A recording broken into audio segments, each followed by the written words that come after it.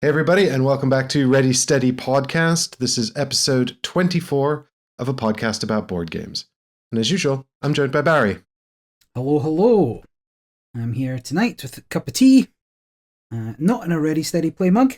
Unfortunately, Mike has not seen fit to give me one. I can't believe you don't have one. Do you not have one? I'll have to sort that out. We'll sort that out. No merch. No t-shirts, no caps, no hoodies, no mugs.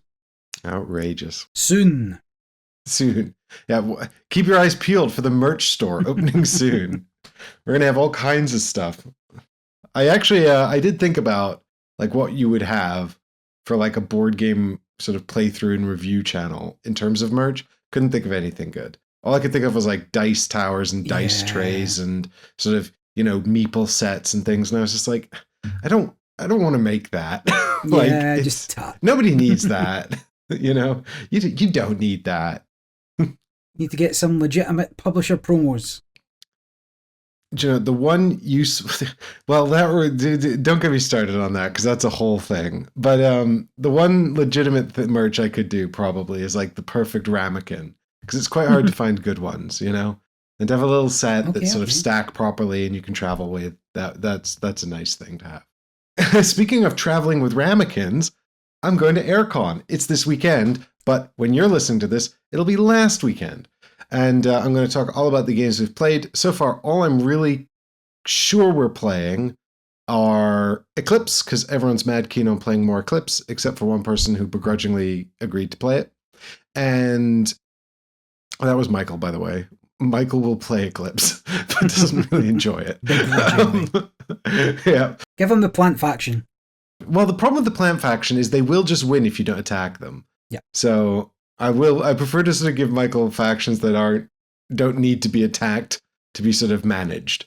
But Michael's played it enough.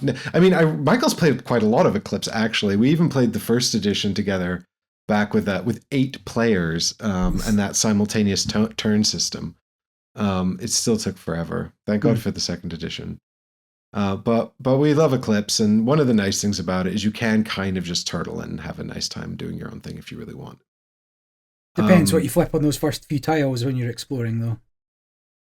Yeah, well, it depends as well on how keen you are on actually winning the game. But I think Michael's quite happy to just play the puzzle and not worry too much about winning. If the price of winning is warfare, then no thanks.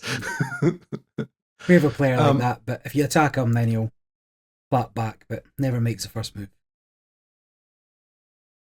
Yeah, well, you need some aggressive players in these sorts of games, or else it does just kind of unfold exactly as you could expect.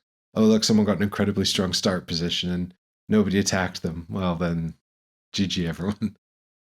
To an extent, it needs to be the game state needs to be managed by the players at the table, right? But anyway, mad keen for Eclipse. And the other one is Galactic Cruise. That we're playing that. So I'll be excited to check that out. I know Mark's got a review copy, so we'll be diving into that. Oh, and also I'm definitely bringing June Imperium with. It's going to be Uprising with Rise of Ix, Immortality, and Bloodlines. I got the new Bloodlines expansion. Doing it all. I'm doing June Imperium and Bloodlines only. Oh, that'll be interesting. Well, it'll be interesting to compare notes and see how. So is that the original core game with Bloodlines? No. So Imperium core with. So Uprising and Bloodlines. Yes. Yeah.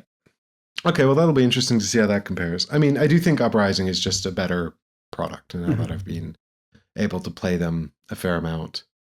But I do still like the all-in version of the game the most, just because I think it has the most scope for interesting deck building, which is what I enjoy about the game.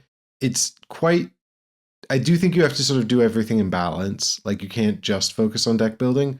I mean, you can, but it's quite difficult to win that way if you can't find cards that score you points, which you might be able to, but it's very inconsistent when the Imperium deck is as big as it gets. Yeah. So we'll see. But anyway, I do enjoy June Imperium. quite a lot. I'm still completely baffled by its success as a competitive game, but there you go. Well, Dune Imperium's also cracked maybe the top 50 now. I wouldn't So be it's surprised. chasing, maybe top 65. It's certainly chasing the original. I mean, you can tell Idea. it's achieved a lot of success in the hobby because when I get it out, I very rarely have to teach it. Yeah. Which is an enormous relief, and that just adds so much longevity, I think, to the success and lifespan of your game. I'm telling lies. Dune Imperium Uprising's 13. It's nearly cracked the top 10. That must have been what I'd seen. Wow.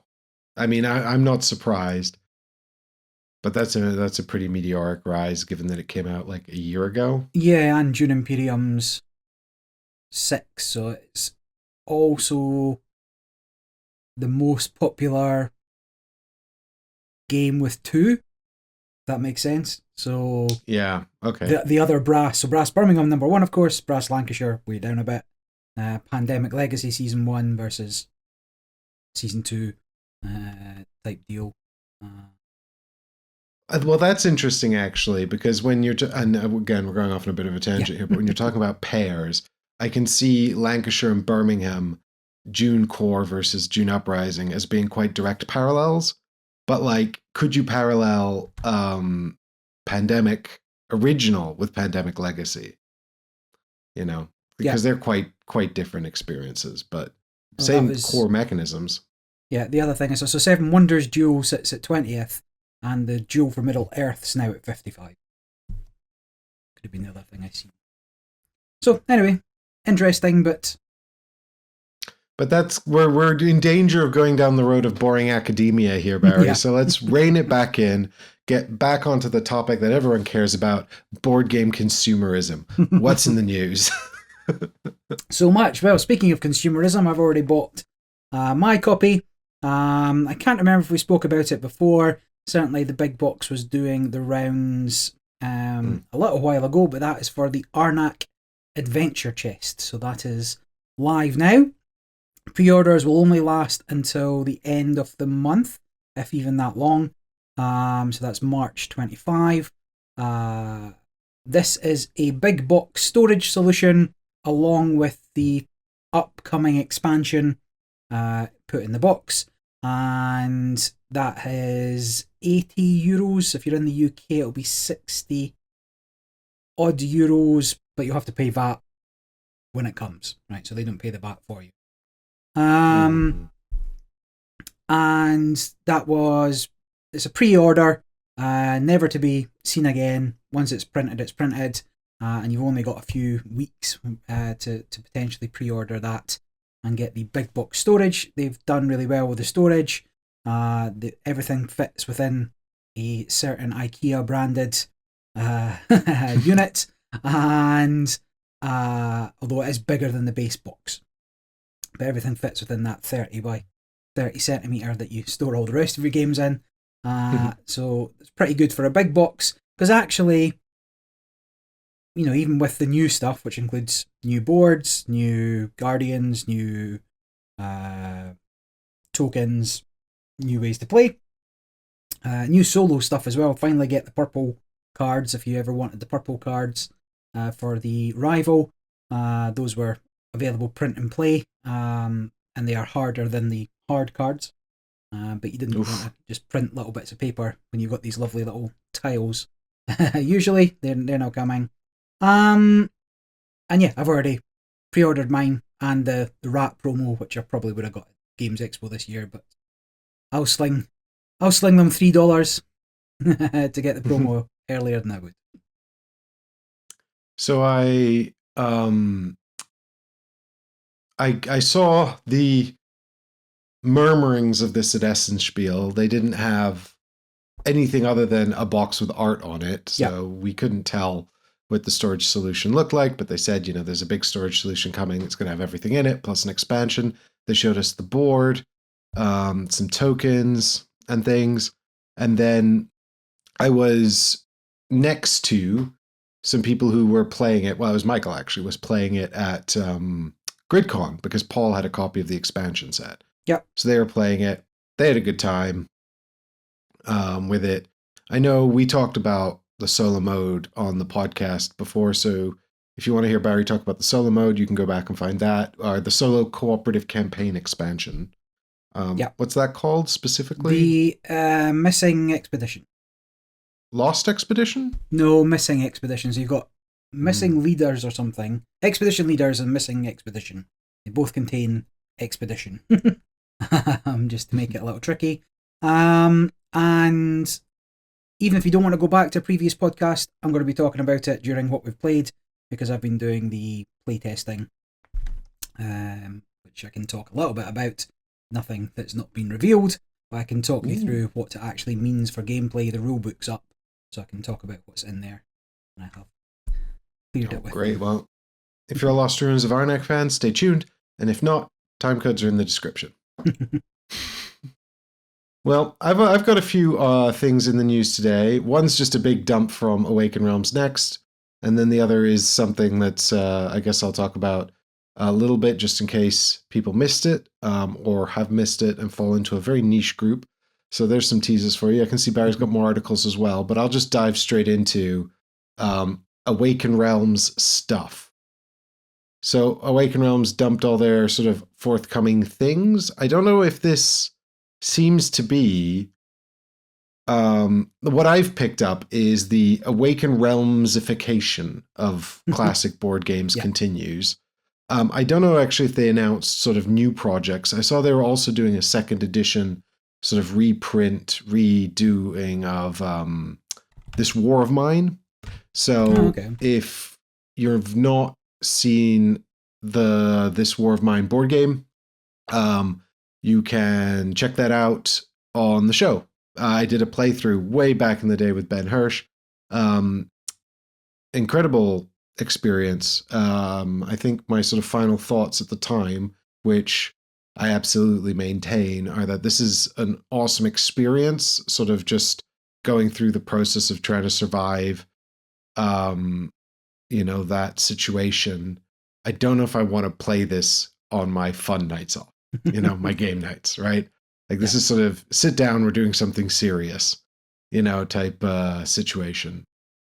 But so it's nice that they're keeping that in print. They're doing another edition, but it is quite harrowing, and there is, certainly for me, the most interesting parts, because there's, a sort of a survival situation at the core of it that's manage the resources, manage the base, meter things out, but it's all against the backdrop of the narrative that's driving this thing forward, right? Which is, you're surviving in an undefined war.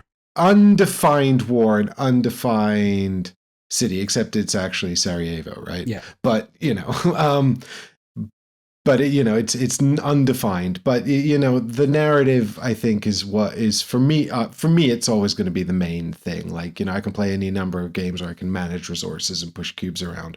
But if it's got a compelling story or something that engages me emotionally, I'm much more on board. And this certainly did that for me. I don't necessarily know if everyone will have the same experience. There's a lot of variability in the box, but, it can accomplish that. So if that's something you're interested in checking out, it's coming back around. But the big announcement was, of course, Agricola Special Edition. So we've seen Puerto Rico Special Edition. We've seen Castles of Burgundy Special Edition. Now we're going to have Agricola Special Edition, as well as a whole new Agricola game. What? Did you see this, Barry? We literally just saw it at the start of the last podcast, did we not? Did we mention it then? I think it was just announced and we had no idea what it was. We just seen what? Thought it was a joke and moved on. We've swiftly. had a whole fortnight now to go away and look up the information, find out what it's all about. And the answer is nobody knows. No. So this is, of course, Agricola Dead Harvest. It's Agricola with zombies. There is almost no information about what that entails. Is it competitive? Is it cooperative? Is it wave defense? Is it a campaign? Nobody knows. I mean, it's a crowdfunding campaign, but is it a campaign game? Nobody knows. And there's no information anywhere about that. No. And I looked on the forums, and there were two really long threads, and everything else was just minor. One thread was, "Why does everyone hate this so much?" Because people have been review bombing it for reasons I can't explain. Possibly they are. I read some of the "Why does everyone hate this" thread just to see if there was anything interesting in there. There wasn't. It was just people have been review bombing it. Maybe because they're Euro purists and hate fun, Yeah. or maybe because they just don't like Awakened Realms. I don't know. Whatever. Doesn't matter. Not interesting. The other really long thread was, is this AI art? And the cover of the box doesn't look like it. Someone had picked apart the trailer and said this unequivocally has been made with AI, but couldn't actually provide sort of dead set evidence for that. I did notice that, the art on this, as well as the art on Agricola Special Edition, as well as the art on the next thing I'm going to talk about, are all done by the same in-house team of 4 artists. Are they bolstering productivity with AI? Chained Maybe. to the desk. And I think, rather than getting into, further discussion about is that right or wrong, whatever, what is definitely wrong here is that there is no information anywhere about whether it is or isn't and to what extent it has been used. And given that Awakened Realms owns the GameFound platform, one would hope we could look to them to set the example of transparency about their content creation. So I think, if this is something that matters to you, if it's important to you, if you feel strongly one way or the other, then you should, you can take action by messaging them directly on the platform. Also, all of these things are collaborations. So Agricola is a collaboration with Lookout Games, who are the owners of the IP, the original publishers of Agricola. And so you can always message them.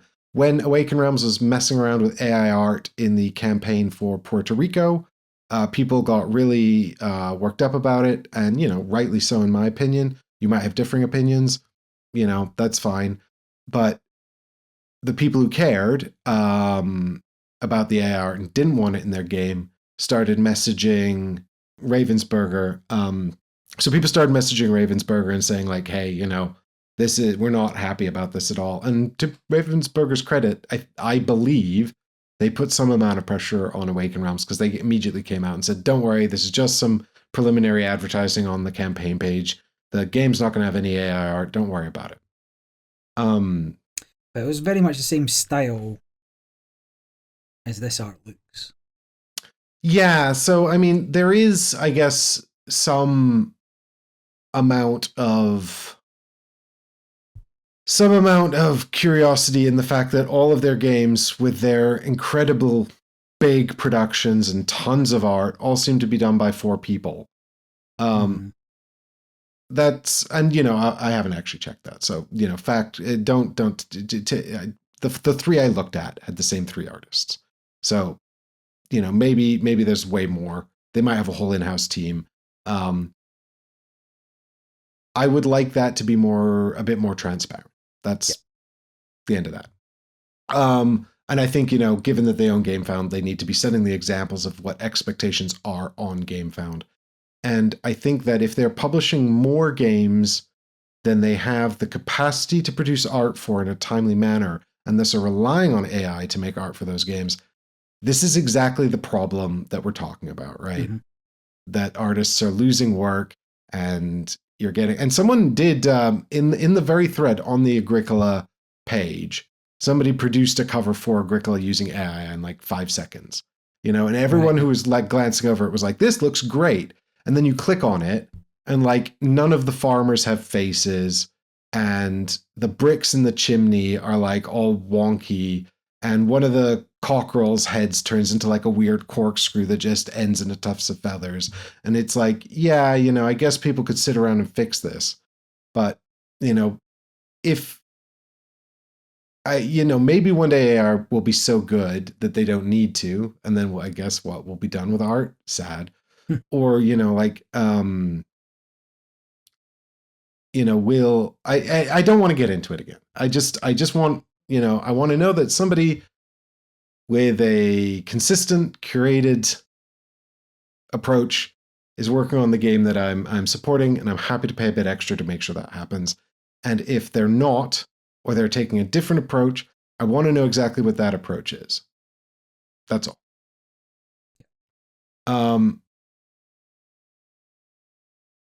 Anyway, I think Agricola Dead Harvest could be fun. I would try that.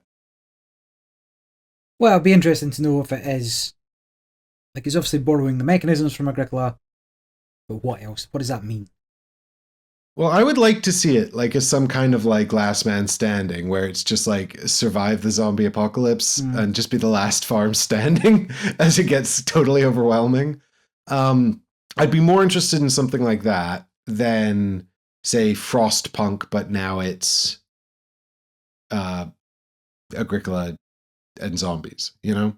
Yep. Like a big sort of cooperative game where everyone's taking on sort of one role, you know, like Barry's the head of the dairy farm and I'm running the kitchen, you know, and all of that. So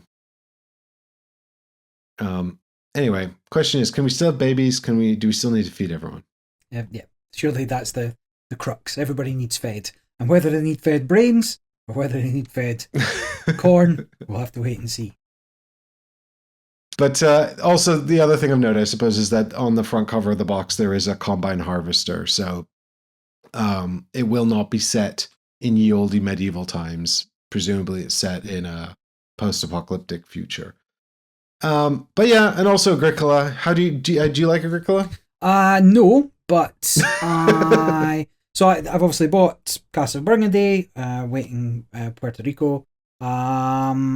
I don't enjoy Agricola, but that's maybe because I would say 95% of my experience with it is the app.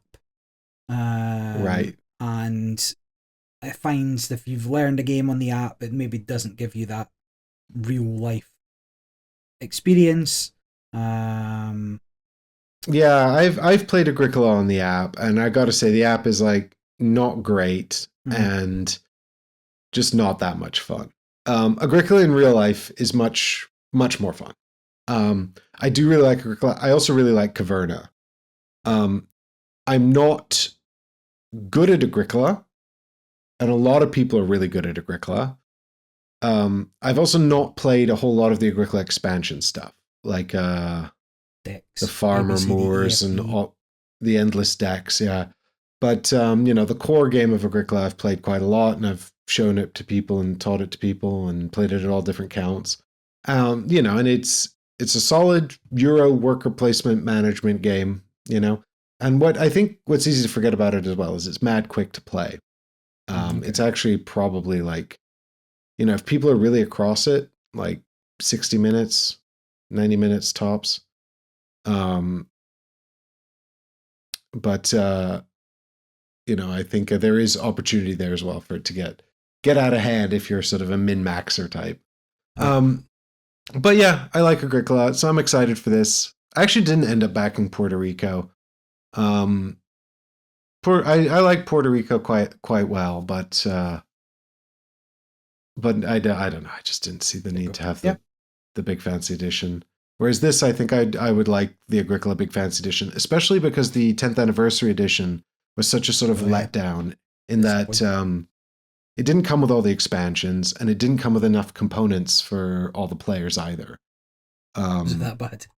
Yeah, so you like run out of wood and stuff if you're playing at the 5-player count. And it's not compatible, like it's not easily compatible with the pre-existing expansions and stuff like that. So it was just kind of a whole production mess, which is a pity because it was quite a nice looking box and quite a nice looking production. So if there is a sort of Agricola with, you know, everything in it and it's holistic and it's a really nice production, then, you know, I'd really like to get my hands on that. Fair enough. Yeah, I didn't enjoy Cabernet. Maybe it's just not for me. Hey, that's fair enough. Like, you know, if we liked every game, Barry, what would be the point of this podcast? Exactly. We just released one episode that said get them all. Oh, yeah. I mean, yeah, you know, and to be fair, like they are very sort of classic Euro games. It's all sort of heads down, mathsy, research management, counting points, and fundamentally worker placement. And I guess what's nice about it is how, for me, given that I play a lot of these sorts of things, is just how tight it is. It's just incredibly tight, and invariably you really have to prioritize the worker placement spaces. You're not looking at the board going, I sure hope nobody takes that space I want. You're looking and going, right, I can only have one of these 3 spaces I want because those 2 are gonna go. So what do I do? And I like that kind of tension. Fair enough. There's one more Awaken Realms, but we'll get to that after Barry's next headline. A while back, we spoke about Stupor Mundi, and we played it a fair bit. Certainly played it a lot in Board Game Arena, and the solo mode in particular for me. Kept going back to it, even though I didn't particularly like it, to try and see.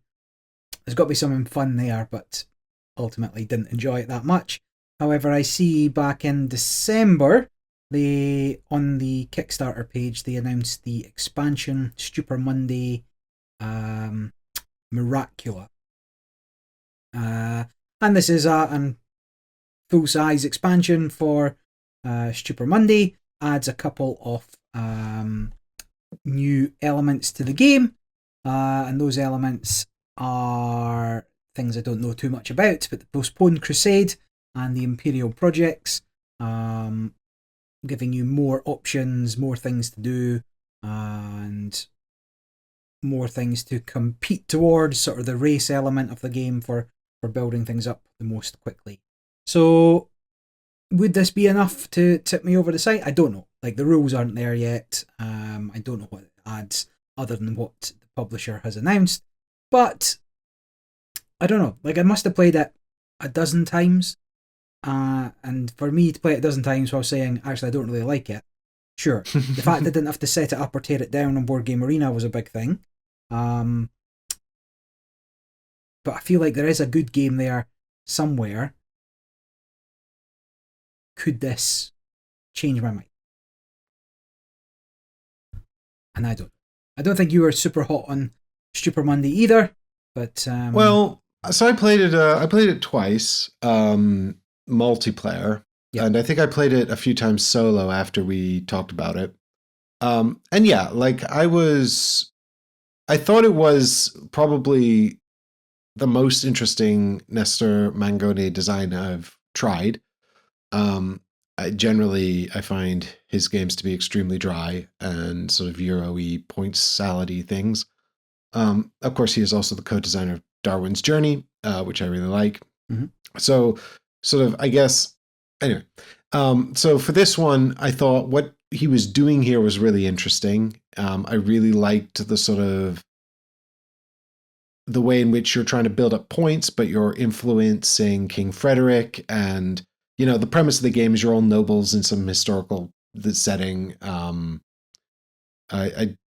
sure it's the Holy Roman Emperor and King Frederick of Germany and Italy, and you are all nobles or rulers of one of the kingdoms or something in his kingdom. And anyway, like you're just trying to influence his favor back and forth, by taking sort of certain actions and trading them in and things like that. I thought it was very interesting. I didn't think it quite manifested as well as I would have sort of liked. There wasn't quite as much player interaction as I would have liked. And it's sort of like these tokens that control the game state that allow you to influence King Frederick. Not the game state, they control the game length. So when the tokens run out, you can't, and no player can influence Frederick anymore, and the game is up. But by our second play, we were all sort of running through our kingdoms, we were building our castles almost to completion, and players were running out of, like, one player ran out of tokens to influence Frederick really early. Mm-hmm. And, you could argue that that's their fault, but also it meant that there just wasn't much they could really do to influence the game state anymore. And maybe with practice that would change. If it's good to a degree that if you treat them just like you're a resource and spend them at the optimal times for you, then later other players can undermine your actions. That's nice player interaction. I fundamentally like that.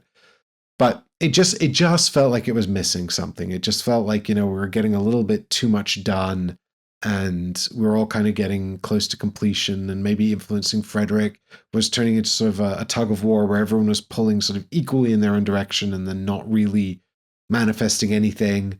It's just kind of maintaining an equilibrium because everyone was pulling equally in the alternate directions. Except then, like, if one player is pulling slightly the same way as another player, that would just be a winning strategy.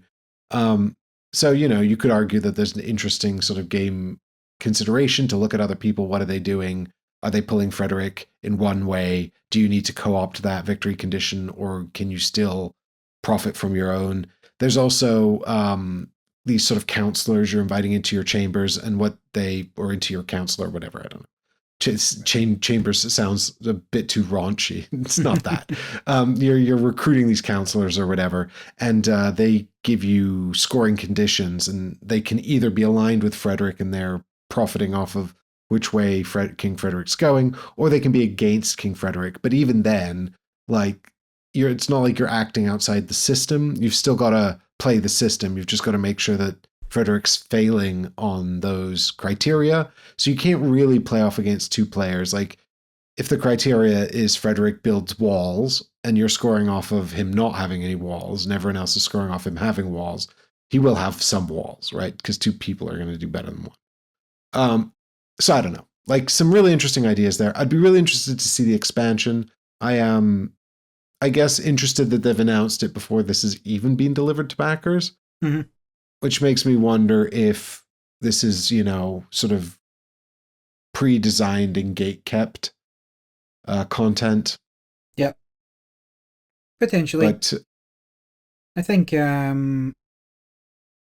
thinking back to the games I played of it, I vaguely remember that people were saying it was way too easy on solo mode, and they were getting like 100 points or whatever, and I can never get above 80 or something.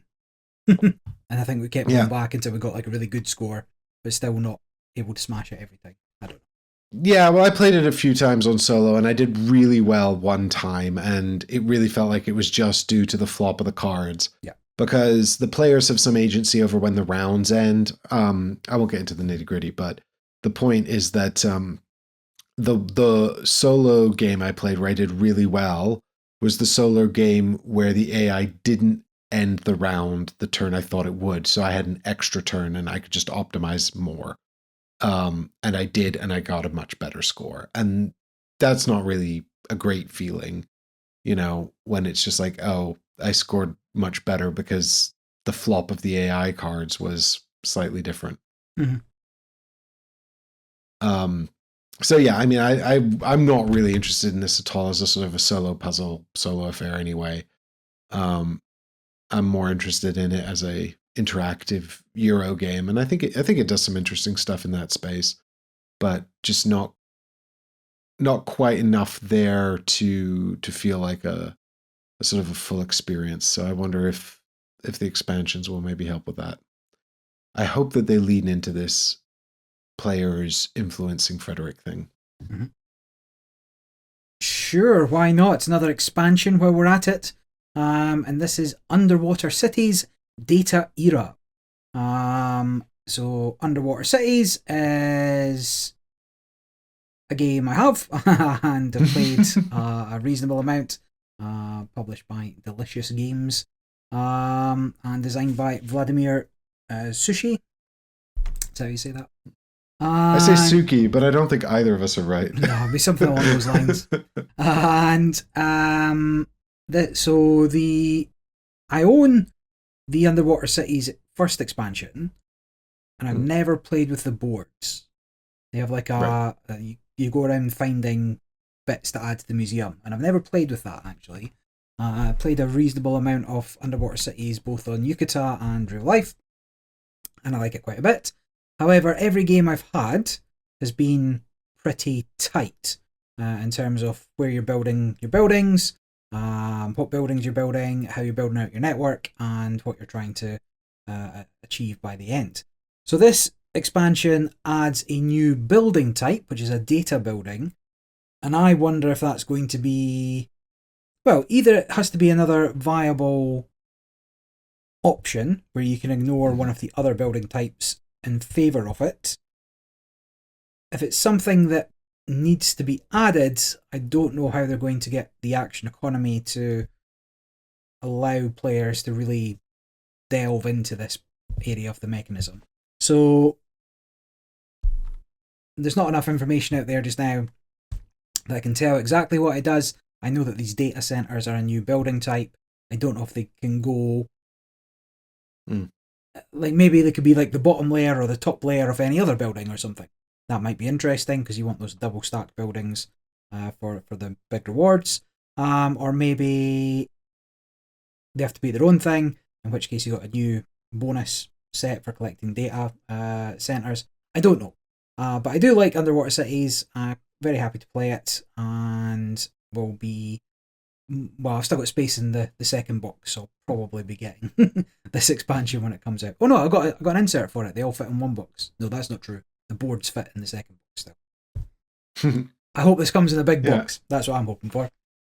But not too big to not fit on your shelf. Correct. Just slightly deeper so I can put the boards in. That's all I want. Or maybe like a box that's just bigger than the original core by the first expansion box with then extra room for the new expansion. More efficient space. Yeah, I played Underwater Cities when it was first released at Essen. It is Vladimir Suchy, published through his own publishing company, Delicious Games, and then later it was picked up by another publisher who did a better version. Can't remember who that publisher was. And when I say better version, what they did was they made the dual layer player boards. So if you've got those, that's actually Rio Grande. Yeah, they put it out. So in the it's a heavier game with a lot of rules. At its core, it is a tableau builder, worker placement game with a small amount of sort of vague geometry that you're doing. Because you've got a player board where you're building tunnels and domes and triggering bonuses by timing those correctly. And then you've got a hand of cards where you're playing them to your tableau. And if you can match up the cards you're playing to the space where you placed your worker, bonus bonanza. It's a nice game, is I guess the kindest thing I can say about it. I got rid of my copy pretty quickly, actually. And mainly because I played it 3 times. I played it at 2, 3, and 4, and I just didn't get on with it. I didn't get on with it at any player count. Well, I felt like at 4 players, there was way too much downtime. And then at 3 players and at 2 players, it didn't feel like the worker placement was tight enough. I wanted, and it does adjust the worker placement spaces for different player counts, I think. Yeah. So it should have felt tighter, but I just felt like, this doesn't really have a happy player count. I know that one of the players I played it with at the 4-player count loves tableau builders and really got on with it. So I think, if you're into that sort of tableau building, timing, point scoring thing, definitely have a look at this one. It's certainly garnered a pretty strong cult following. So it's probably just more of a personal taste issue. It's quite a long game though. Like it's quite a big one. Yeah, I'd say it's it's 3.6, 3.58 here on Board Game Geek and up to 150 minutes, which is probably accurate for 3 players, 4 players. Yeah. 4 players who are very across it. Yeah. If you've got someone that suffers from AP, maybe do the 3-player variant. And don't include them. Well, no, I was thinking don't go max count where one of you's also got AP. You'll be there all day. But yeah. So anyway, it's nice that Vladimir Suchy's still making more content for it. I never played the first expansion. But that's cool. And I did like the production, even when I had even my edition, which just had the flat player boards, because you get to put out all these little domes and these little tunnels, and it's pleasing to build your situation. To build your underwater cities. That's the name of the game. You don't have to link them to land. You can just be underwater. Never deal with those awful landlubbers. I see on my wish list there's 2 promos I don't have. One of which seems to only be in Russian.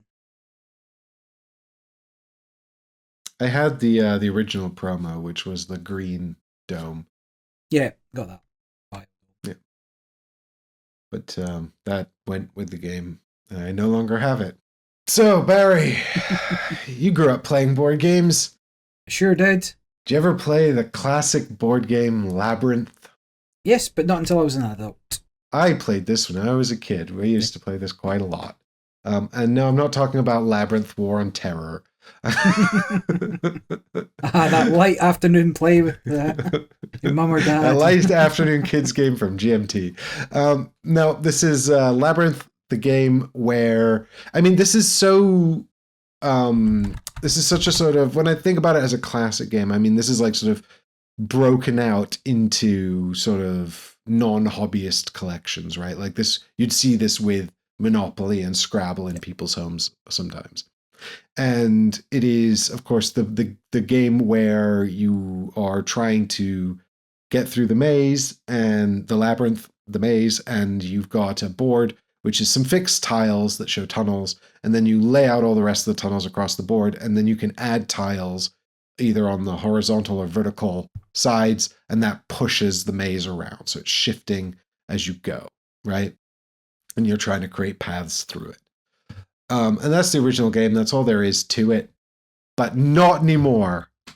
Because Awaken Realms are going to produce Labyrinth Chronicles, the game you've all been waiting for. It's the special edition Awaken Realmsification of Labyrinth. Now it's a cooperative campaign game. Is that, well, this is not a legacy game, I suppose. It is not. Although you do get to unlock buildings for the village as you go along. They are magnets that stick to the village image on the inside of the box lid, but they're magnets, so you can put them away later and start a new campaign. It's not legacy. If they were stickers, it'd be a legacy game. This is, of course, designed by Max J. Cobert, who is the OG designer of Labyrinth.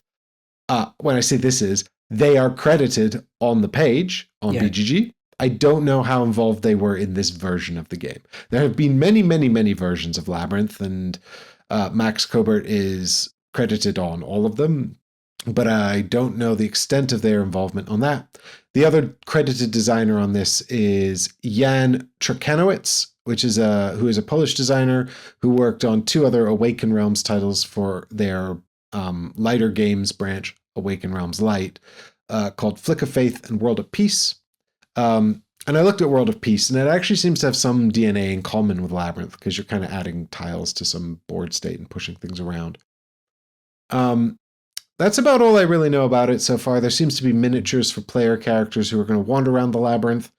And yes, the labyrinth now all has 3D walls, so it's going to be all big plastic miniature parts.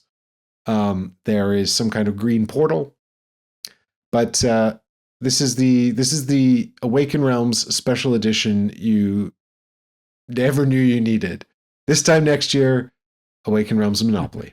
So you played Labyrinth now as an adult. I have not played it since I was probably like early. So I've probably not played it since I was like 13 or 14. Is it still good? And are you interested in this? Was it ever good? Was it ever good? Yeah, I say, is it still good? I enjoyed it as a kid, but I may well have outgrown it. I don't know. I have not played it in, over 25 years. It is not a complicated game, let's put it that way. We still had fun. It was just basic, bog standard Labyrinth. Wasn't Disney's 100-year anniversary. It wasn't Pokemon. It was just bog standard Labyrinth. And whilst it wasn't an involved game, it wasn't a heavy thinker by any stretch. It was fine for what it was. We were all adults that were playing it. I think somebody just picked up a copy at the charity shop. They just seen it and thought, I'll give that a go. Because none of us had it as a child. I'd say it held up. Like, it wasn't unenjoyable to play. There was decisions to be made. There was a few groans when somebody gets pushed off the side of the board or looked round or whatever. So I think if you are playing perhaps with a younger family member or a younger player, they'll get a little bit more out of it. but there's not a huge amount there for a seasoned pro like myself. Yeah, it makes you really wonder what the Labyrinth Chronicles demographic is, you know? Because, like, Yeah. I think. Well, people that grew up with it and now the nostalgia element, and if they have added a few bits and pieces. But I feel like to an extent, Hero Quest reprint proves that nostalgia is not enough. You know, because it was like. Well, in what way? Because it's obviously selling. Well, it was a massively successful crowdfunding campaign, and then when everybody got it, they were just kind of like, oh. Oh, yeah, now I remember. Now I remember. But they're still going. Like, Hero Quest First Light just came out. They've got multiple new expansions. It's obviously still hugely popular. That's, I mean, I'm surprised that they, I mean, I regularly, I don't know. Anyway, I don't know. Yeah, I guess maybe the nostalgia factor is enough.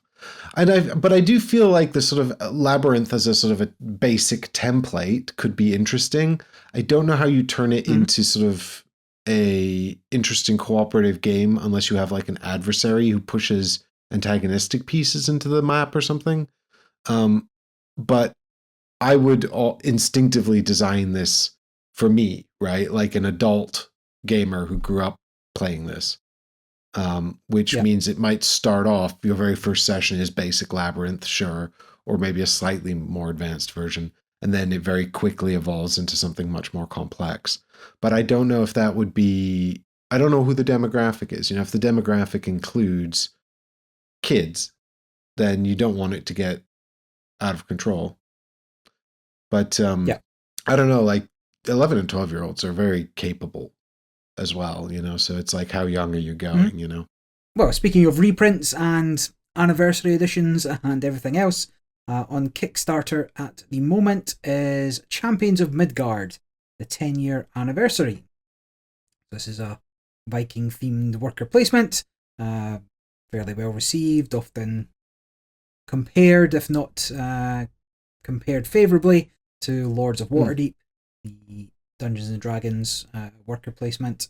And this is the option to buy the standard version, a premium version, or in fact the deluxe version, or the collector's all-in plastic little boats that you don't need to put your dice in, Awaken Realm style big version.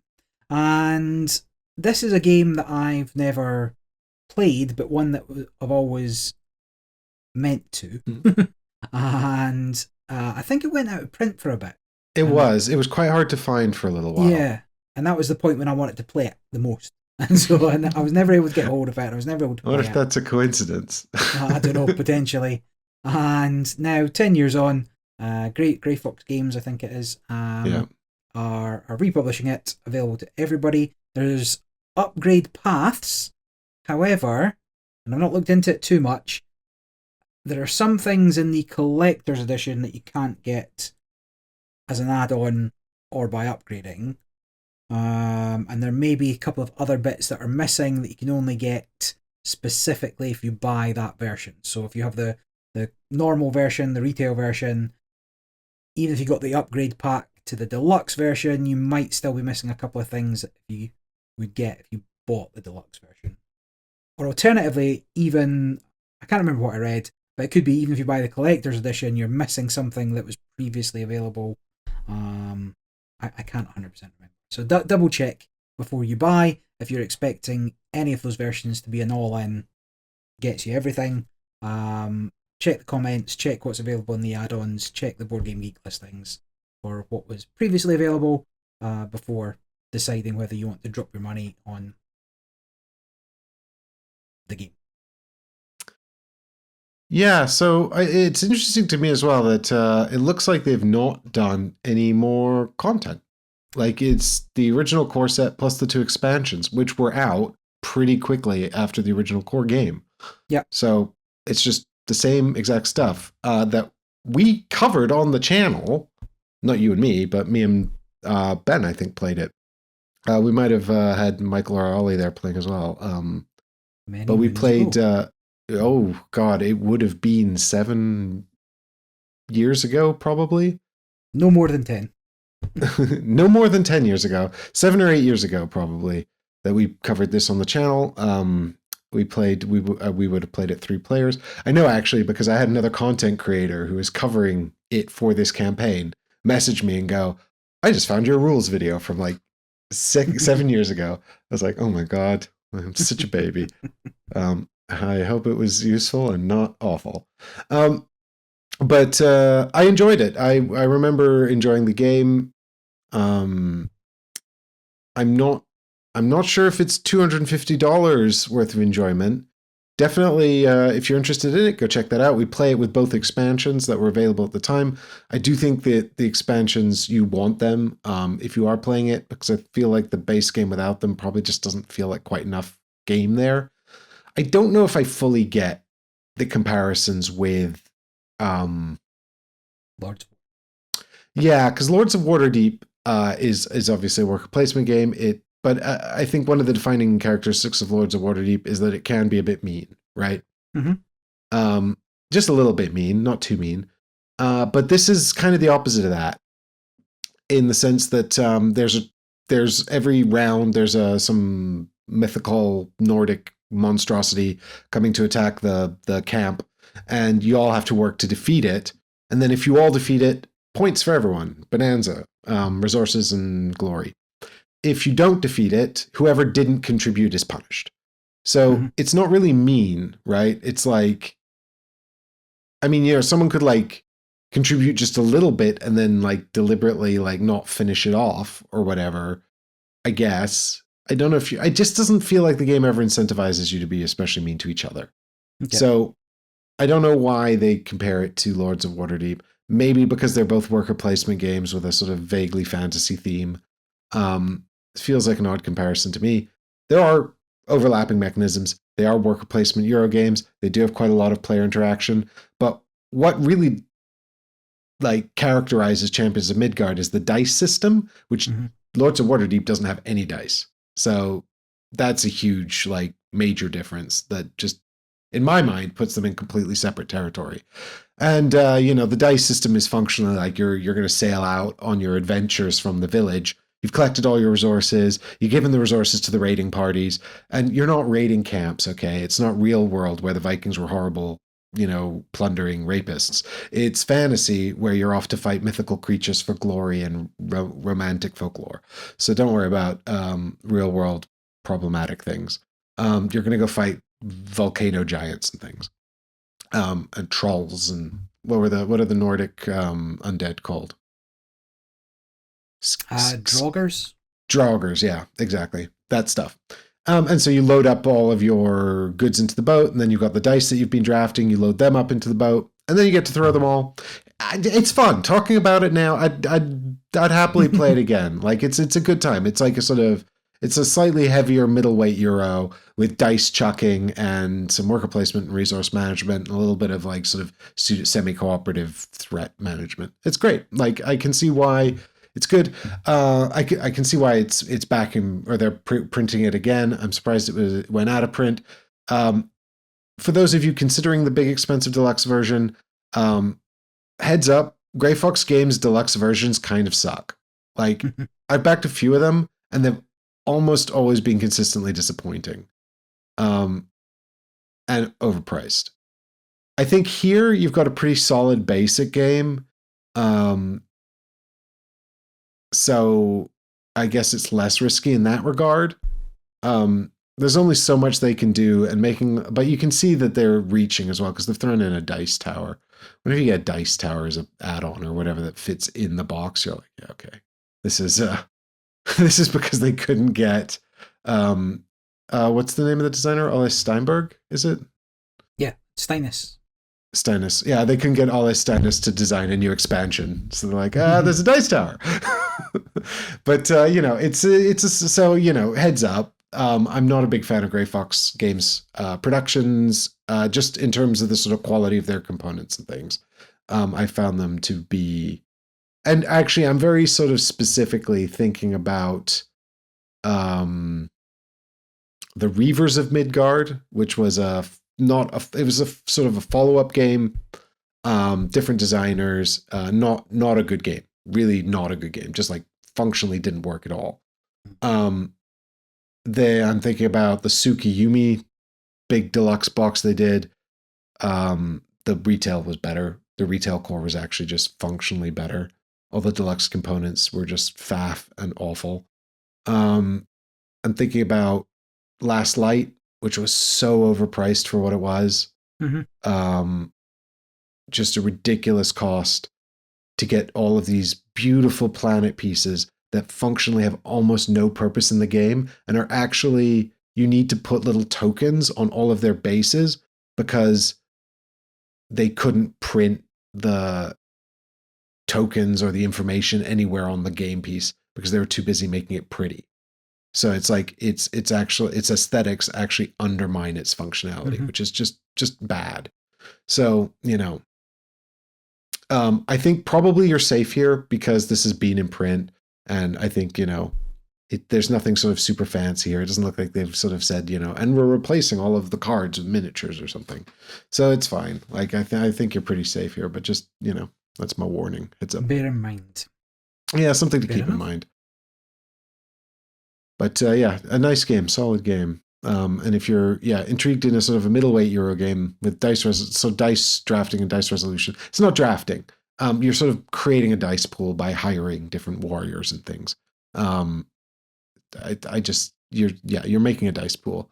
But definitely check out our playthrough on the channel as well. You can see it in action. I'm just looking at Grey Fox Games, and I've owned a couple. I've owned Mythos Tales, Run, Fight or Die, the first edition. I think we played Mythos Tales on the channel. Yeah, I think we did one. But I'm just seeing that Deception Murder in Hong Kong is listed as in my collection. That is not true. I have it. I did not know that was Grey Fox Games, or had forgotten if I did know. Yeah. I really like Deception Murder in Hong Kong. It's very silly. And to be fair to Grey Fox Games, the Kickstarter edition of Murder in Hong Kong is just fine. It's not problematic. There's not really anything in there that's Kickstarter-y. There's some metal shields that you don't really need. But the big pull of the Kickstarter was that they put all the cards in there. Fine, it's just more cards, isn't it? I'll just do my last one then, since it's also a new Kickstarter that people can back, and that is the follow-up to Formaggio. So this is the Italian version. It is a full standalone expansion. Oh, that's interesting. I saw this, and I just saw the box, and I was like, oh, they're reprinting Fromage. I missed that it was like a different game. In Italian, yeah. It is the same game fundamentally, but instead of French cheeses, it is now Italian cheeses. And the board itself is 4 different mini games. So in Fromage, you're playing a mini game every turn, deciding which of your cheesy workers to put into which spot, and for how long you're going to give them up for the rewards before they come back to you. And this adds 4 new games, which are completely interchangeable with the Fromage version, to increase the variety for every game that you play as to what you're trying to do. There is a new level of platinum cheese, going from bronze, silver, gold to platinum. I don't know how the French are responding to this. Yes, the implication that Italian cheese is better. Yeah. But I am waiting for the next expansion, Cheddar, which will be the Brit. Oh god, yeah. It's Red Leicester in it. I enjoyed Fromage. I played it on BGA with the patrons, and I had a nice time. Yeah, it's fun. I didn't feel compelled to go out and find it in real life and play it in real life. If someone suggested bring it out, I'd happily play it. I thought it was nice. Yeah, same. But not set in my world I liked, but was not good. Compelled to run out and buy it. And I think, I suppose that interchangeability, variety to the sections would be welcome for the hobbyist portion of the people who are playing this, who like it as a sort of a middleweight offering and want to see some variety. Although I suspect that because the minigames kind of work largely in isolation, the variety will be fairly shallow. You're not going to see like a whole unique set of combinations and opportunities coming out of the variety, but rather just which 4 of the 8 mini games are we playing today. But I also want to meet the cheese purists who have this game and are like, we cannot have the France map next to the Italian pastures. This is an outrage.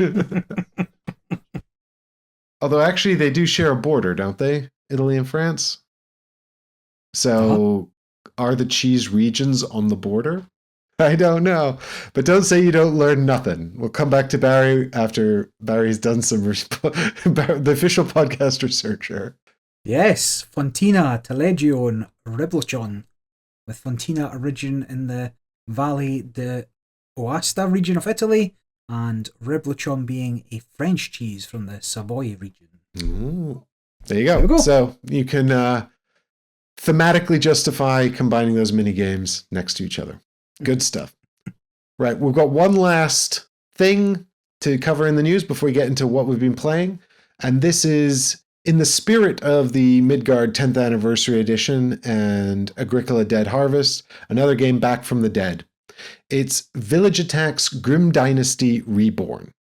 And so Village Attacks is a wave defense game that I guess it was sort of doing what Keep the Heroes Out was doing before Keep the Heroes Out was a thing.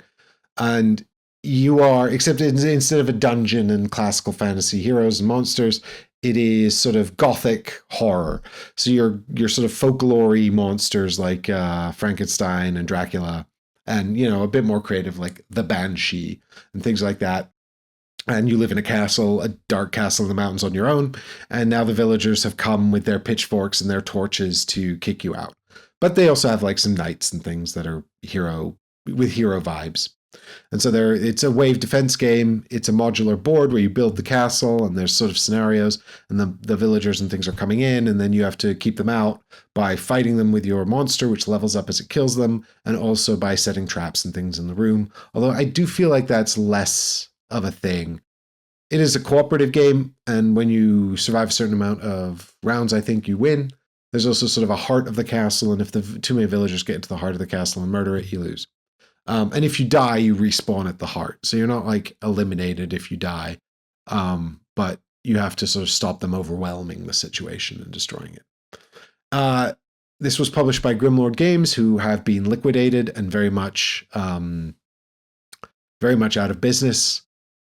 This was designed by Adam Smith, who I think designed all of the games at Grimlord Games, although it was a small company. I know that Adam wasn't the only one working there.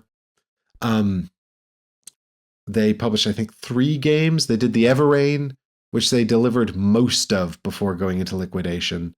They delivered the first round of Village Attacks, so this was the second Kickstarter with a new expansion, which had all been designed and it all got to the printers, and then pandemic hit, the company went out of business, they couldn't afford the shipping, and it just never delivered anything.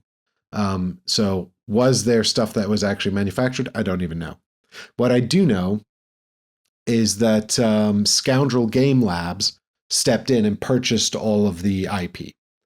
And they are a small company that have had 9 crowdfunding campaigns, all for D&D 5th edition content books, additional scenarios and settings and items and things like that. And so they've, I guess, decided to branch into board games, and they're making their first big push by relaunching Grim Dynasty for Village Attacks. So you can find that on Kickstarter right now. It's live if you were ever interested in Village Attacks. If you don't know anything about it, this is the first you're hearing of it, and you're like, that sounds interesting. I have a series up on the channel. I think it's just gameplay. I might have done a rules video, can't remember, but it's me and Michael and Andrew playing 3-player Village Attacks core set. And if you are one of the backers who backed Grim Dynasty originally and you never got any of your content because they went bust and didn't deliver anything, there is a pledge level for you. It's $5, and you will be required, if the campaign funds, to provide some sort of evidence from your pledge manager or emails or whatever that you backed the original campaign. And I don't know if you're required to show how much you backed, because I think the idea is that they're going to give you some kind of major discount and full access to the pledge manager. I don't know how big the discount is. I know that they're not going to fulfill anything free of charge because, they have no financial obligation to do that. And also, furthermore, I can't imagine this is going to be so successful they can afford to give away hundreds of pledges for free. But they are trying to make it right by offering you as big a discount as they can reasonably offer on this stuff. So you can sign up for the previous backer pledge for $5 and get access to the pledge manager and experience some kind of discount. And your $5 will also go towards whatever you end up taking. Yeah, the campaign looks like it's struggling a little bit. Of the 800 backers, 675 are returning previous backers. We've only put in $5, which means that the number goes up portion of any Kickstarter campaign is not going up particularly quickly because most people have only put $5 in. Yeah, I noticed that. I thought, and I don't know if they were hoping that, I don't know if they were hoping that the sort of the number of returning backers from the original campaign would push it up. There's also, I suppose, a reality where the discount they offer to those returning backers is not so significant that they can't also, make a little bit of money off of it. I don't know. I don't know if they're going to offer those backers as much of a discount as everything like at cost, just shipping, taxes, and manufacturing costs. I don't know. I don't think that would be possible. Just because obviously, they're going to need to pay their salaries and all of that stuff as well. But yeah, they're only asking, I think, for $45,000 for the campaign, and last I checked, they weren't even at 50% yet. So, a bit more than that now, but okay. Well, I don't know when it launched, but I don't know if this will be the Grim Dynasty Reborn Reawakening, or if this will be another failed effort to make village attacks happen. We'll see. But I did have a few bits in the Grim Dynasty Pledge Manager, so I did sign up for the previous backer level. I'd written off ever getting anything out of it, so we'll see if anything comes of it. But I'm also not so in love with village attacks that I necessarily want to pick up any more content. I'm just kind of here to see what happens and see what kind of discounts there is on the content if it does succeed. And, I wish them all the best. I hope that they do succeed with it. I think it's a strange journey. I'm pretty sure that the original Grimlord team have nothing to do with it. So it does seem peculiar that this RPG company has sort of decided that this is going to be their first product. I think Village Attacks is a unique game. I thought the miniatures were great. The sort of the presentation was pretty good. I think the room tiles needed to be bigger, but like the game is pretty good. Like I think it's quite fun. I think it wanted a bit more polish. I think there's I don't know how much extra polish Grim Dynasty got, but I think it was just more content. So I don't know if it necessarily offered a more polished experience, but it does seem like a sort of a strange pick for your sort of first game. And I feel like there might have been a missed opportunity here to reach out to the designer, and I don't know, maybe he's persona non grata in the industry now. I don't know. Or maybe maybe this came as no surprise to anybody, but it just seems like kind of an odd first product to take on. If it had been Steamforged games, I'd be like, yeah, okay, yeah, makes sense. I see that Adam's actually got another game coming next year, Travail. Through Artifact Games. Don't know who they are. Never done anything. Still in the industry, at least. Yeah, well, and I know I've crossed paths with Adam because he's British, and he was, after everything that went sort of south of Grimlord. I know he was focusing on D&D stuff for a while. He's making some D&D products and things like that. So, I wish him all the best with his future endeavors. I don't get the sense that, anything negative or untoward was happening here. I think it was just a very small company that really suffered at the hands of the pandemic, But, also like, I think, like I played Everrain on the show. We played through the whole thing and it needed more polish again. Like, I think, they needed more people on that team to really polish their final product or really polish their products, Like, I don't think any of the games were I think they were all cool designs with good ideas, but they were not developed and polished enough. Everrain was a bit of a mess, which was a pity because there was a lot of really cool stuff in it. Just to round that off, actually, because I feel like I ended on a very negative note there. Village Attacks is probably their most polished product and certainly feels the least like Everrain really felt like not finished, Village Attacks does feel like a finished product, so I don't feel like with that you're going to get it and be like, what is this? But, at the same time, like, probably all of them could have used a little bit. Village Attacks could use maybe a little bit more lick of paint. Everrain needed some major mechanical adjustments to make it a better game. Anyway, enough of that. Let's talk about games that we've actually been playing. Published titles. I'll kick this off with the very first thing. It's Codex by Serling Games. I played it again. It's a 2-player card game. Rulebook still sucks, but the game's still great. That's it. What is Codex? Because when you wrote Codex, I thought Codex Naturalis, and then have I not talked about Codex on the podcast? I feel like I did. Yeah, I feel you have. But what is it? Is it card time strategy? Yes, yeah. So it is from Serling Games. The designer is David Serling. Yep. So the designer is David Serling, who runs the company. It's an old sort of Kickstarter, and it is a bizarre mashup of Magic the Gathering and real-time strategy games.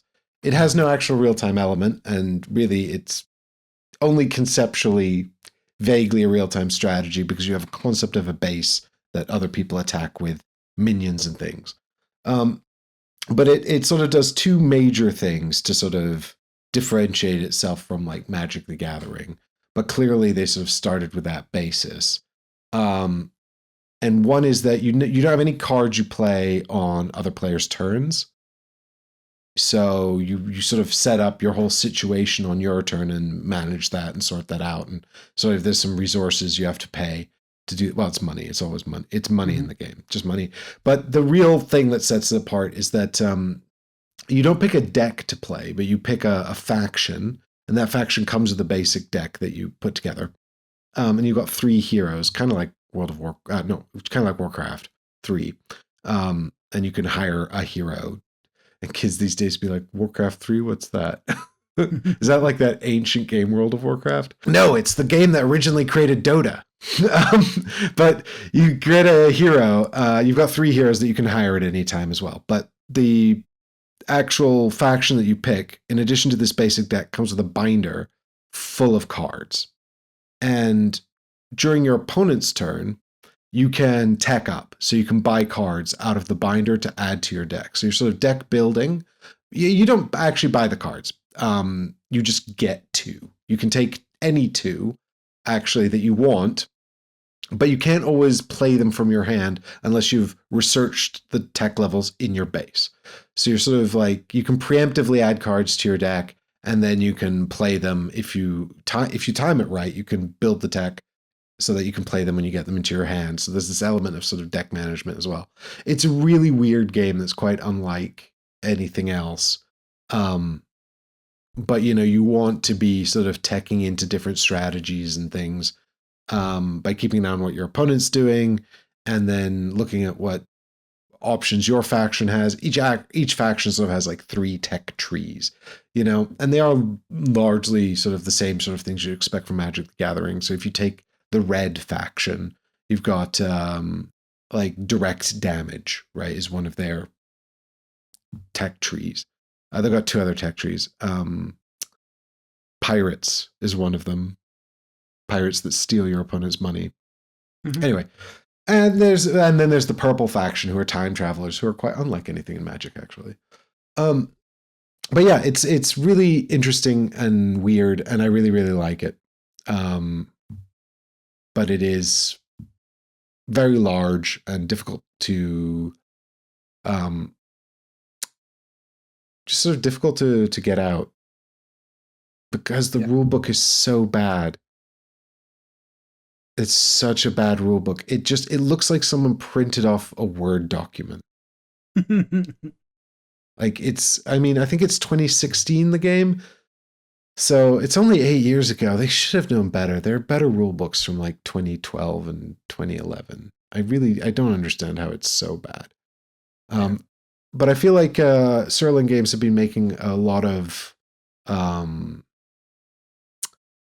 positive moves in the direction of their other game, Puzzle Strike, and hopefully they will find time to come back to this and do another edition. I know that David has talked about doing another edition of Codex for years, but it has not yet happened. But it's not. I have the all in from the original Kickstarter, so I've got like the binders for all 6 factions. But later, when they published it at retail, you could only get these faction boxes that were just 2 of them, and they didn't actually come with binders. They just came with the cards. Yeah, so you could make your own card binders and do it that way, or you could just keep them in a stack. But there was something really nice about like browsing the binder and being able to see all the cards and go, I'm going to have one of those and one of those, you know? That's a really unique thing that I haven't seen in like other games, really. Like it's not totally dissimilar to, say, a marketplace that you're buying cards from or something like that. But just the way it's sort of put here in this head-to-head game, where you're deliberately teching into like sort of a specific strategy, but also trying to find like sort of niche cards to combat what your opponent's doing, and you have to keep an eye on them. Like, are they rushing? Are they really trying to rush like some kind of big kill, or do you have time to like sort of develop different things and stuff like that? And then it plays in like if everyone's across the game, it plays in like 60 minutes, right? So yeah, it's good. If you like browsing through a binder for cards you're going to play or buy, have you ever played Mage Wars? I haven't played Mage Wars. I used to own Mage Wars, but I didn't have everything. But yeah, you it's like, again, Magic the Gathering style card play type deal, but you've got a board, you've got a wizard, and then you're choosing your. It's nothing like Magic, but you construct your binder of cards. So it's deck construction, and then you can pick what you want from your binder to play. So unlike having to draw cards, where you just rely on potentially multiple copies for consistency, you can always have access to what you want within your binder that you've constructed, and then you play the cards from. So same but different. Yeah, I mean, Codex has some key differences to Magic as well, in the sense that, it doesn't have any spells. Well, it's got upgrades and things, and like sort of enchantment equivalents to enchantments, but there's no spells and things because you can't play cards out of turn. And then you have to like assign defenders before your turn ends, and you can either attack or defend, but your because they tap if they defend. Sorry, they tap if they attack. And then they can't go into the defend positions. So there's sort of like a little bit of strategy about like sort of placing things and how you sort of do that. Fine. I've never played it. Sounds good. I'll maybe give it a go when. Yeah, if you get a chance to play it, I'd definitely give it a try, because it's very sort of weird and unique, but it wants to be played with somebody who knows how to play it. Don't like go, oh, there's a copy of Codex over there. Let's sit down and learn it from the rulebook. Maybe the rulebooks in the retail editions are better. I don't know. Probably not. He's just finished Yomi 2 as well on Kickstarter. Oh, yes. Yeah, I forgot about that. Yeah, Yomi's their game. Hopefully the next one could be a new Codex. I would like some more factions. I've played a lot of things, so I'll pick a few, but the one I think probably most interesting to people is the new Arnak expansions. So this is part of the big box, but the expansion will come to normal retail. Remember, from the top of the show, the big box is only pre-order until the end of the month. So if you are looking for that storage solution, now or never is the argument to be made. So Arnak by Czech Games Edition, designed by Elwin and Min, and a handful of artists on the game. Andre, I can't even say people's names. I want to say Andre Redina, Jerry Kuss, and Jakob Politzer. Murdered probably some of those.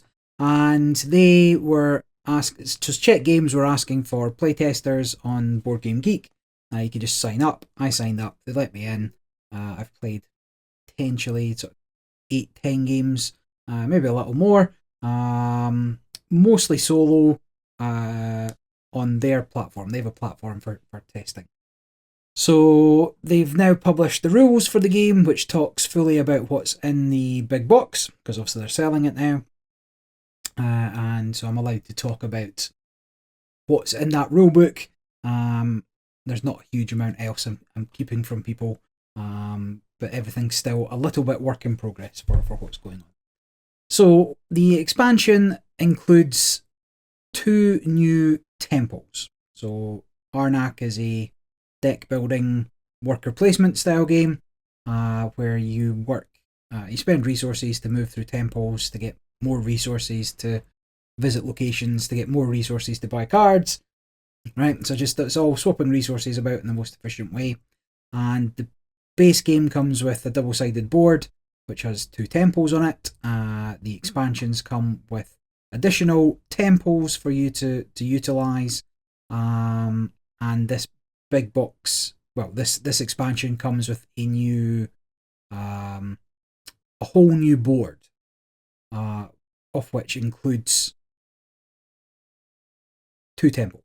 The 2 temples are Spider and Owl, and the Spider temple, and both of them are bigger. So there's multiple routes through the temples. On the standard game, you can choose to go up the left column, the right column. Sometimes the temple will force your investigation up one way and your journal another way. But the Spider and Owl temples each have multiple routes through them, which is why they come on a whole new board. They're bigger temples. The Spider temple has a new aspect of play, and it includes dark tablets. So tablets are a form of currency. Dark tablets are a form of currency that you can spend either as a tablet or within the temple itself to place a relic? Artifacts. Yeah. To place an artifact in the temple, which you can then activate multiple times by spending dark tablets on them. And there's various slots for which players can activate those.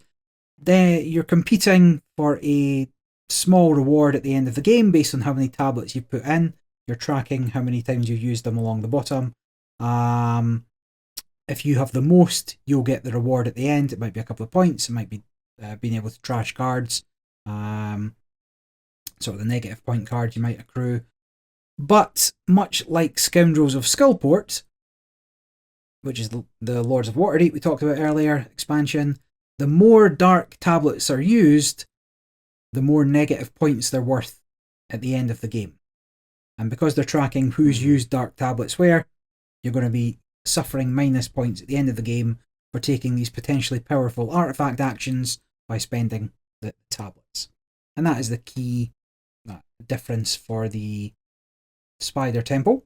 Just on the topic of the comparison with Scoundrels of Skullport, in Scoundrels it's corruption, and people are getting corruption to do powerful actions, and then as the corruption is removed from the track, the penalty increases, and potentially people can put it back. There's also that one character who doesn't care and might not put it back and sabotage everyone. Can you put the dark tablets back? You can, but so once you've spent them, they are locked to you. Right. There's no putting them back once you've spent them. If you spend them as a normal tablet, Mm. they just go back into the pool. Okay. And if you don't spend them by the end of the game, they go back into the pool. Right, and then that reduces the penalty. And that reduces the penalty. So Okay. the interesting element being that the players get to decide what those tablets activate every game. There's like 4 slots for artifacts, and you have to be up a certain level to be able to choose it. But you would take an artifact card from the supply row, put it in, and then trigger its ability, and you can do that up to 3 times by placing dark tablets there. And yeah, the interesting part is you don't have to engage with that at all for the negative points. I think the most negative points I've had so far is like minus 29 or something. Like I went all in on on dark tablets. I lost that game. But alternatively, you don't have to do it at all. You can just spend them as normal tablets. But then you're potentially providing a benefit to the people who are spending them. And so it's the balancing act about how many you take and use versus what is going to cost you at the end.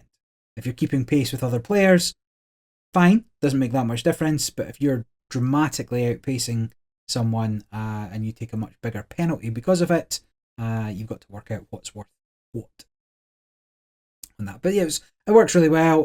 That was, the Scoundrels of Skullport expansion for Lords of Waterdeep is very well regarded as being rounding out the experience.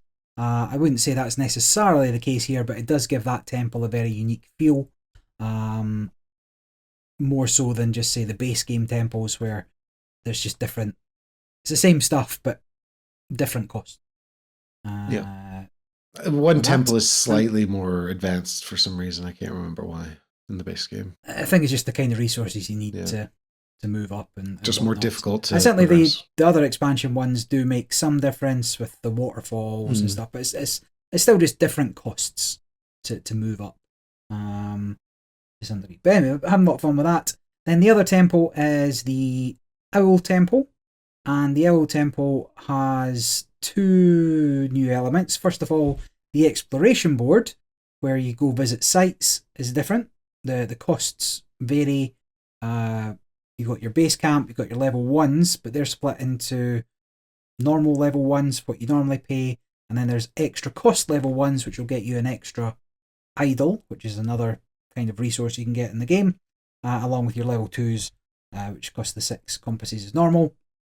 And this is a temple that cares about idols, so paying that little bit extra to go to a site slightly further away to gain an additional idol can be worth it, because as you go through the temple, you are able to spend resources to buy half idol slots.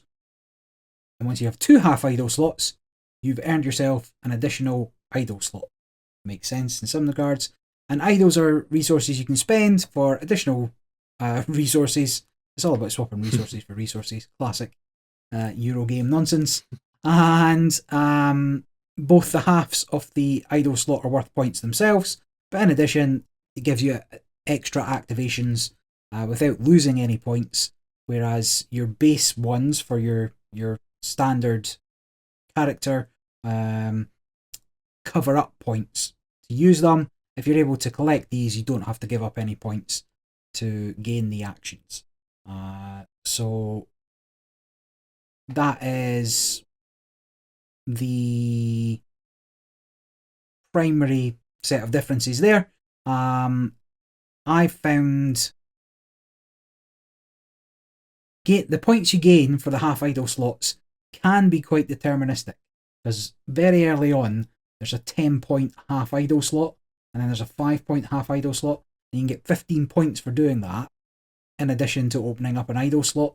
And I find that you really want to race for it. Now in a 4-player game, you're going to struggle to get one. I don't know how many's put out. I don't think it's 3, but there's definitely fewer than there are number of players. And if you're not the player that's picking up those 10-15 points, which is quite a lot in Arnak, then you can fall a little bit behind. I've certainly not won a game without getting the 10 cost half idols. So make of that what you will. Well, I, for one, would not play this game at 4. I mean, I have. No. I wouldn't do it again. Yeah. But would there be one less idle at 2 players? There's only one at 2 players. Oh, so someone's always going to miss out. Sad. Correct, yeah. So it's very sad. But both games, in addition, there's a whole bunch of new guardians, bunch of new sites, bunch of new tokens. There's some changes to the rules. The solo version, as I mentioned, has the purple, even harder solo actions done. Each temple, the spider and the owl temple, have unique solo cards to interact with those elements of the board. And it fleshes it out again further, and the new temples are fun to play, so been racking up the plays there and having some good fun with it. Whether or not any of my suggestions make it into the final version, what have you been playing? Well, on the topic of 2-player head-to-head card games, let me continue that vein. After my... Who are you? Me? Yeah, exactly. Well, I continue to not play games with deck construction unless it occurs during the play experience. But I've been playing Compile, Main 1. Compile is a head-to-head card game that came out sometime last year. I believe people really liked it. I pre-ordered it and I just received my pre-order, so I got to play it. It came out sometime last year. It's supposed to take 20 to 30 minutes, plus or minus 10 minutes. It really depends on the players and the decks, I think. The complexity, it's got a 2.25 out of 5. Again, there's not that much rules overhead. The actual rules is like 1 page, but all the rules are on the cards, and there's a lot going on in the game. Of sort of, it's a weird game. I'll explain in a minute. It's designed by Michael Yang, who it's their first design, and it's published by Greater Than Games. So the credited artists are Nolan Nasser, who works with Greater Than on a bunch of their stuff, including Spirit Island, and also worked on Fleet the Dice game, which I don't think is Greater Than Games. And also Alan Panakel, who only worked on Time Chase and has some credits as a TV writer, but seems to be an artist as well who works with color and things like that, which you can really tell from the game because it's a very, very, very, very colorful, beautifully presented game in which both players are AI. And what you're going to do at the beginning of the game is you're going to randomly assign 3 sort of concepts to each AI. And this is an actual competitive part of the game. So this is a competitive head-to-head 2-player game. But we're going to lay out all of these concepts like love, hate, light, and darkness. And then we're going to draft these, and we're going to arrange them into 2 rows facing off against each other. So, you've got 3 cards in front of you, I've got 3 cards in front of me, and your hate card might be facing off against my water card, for example.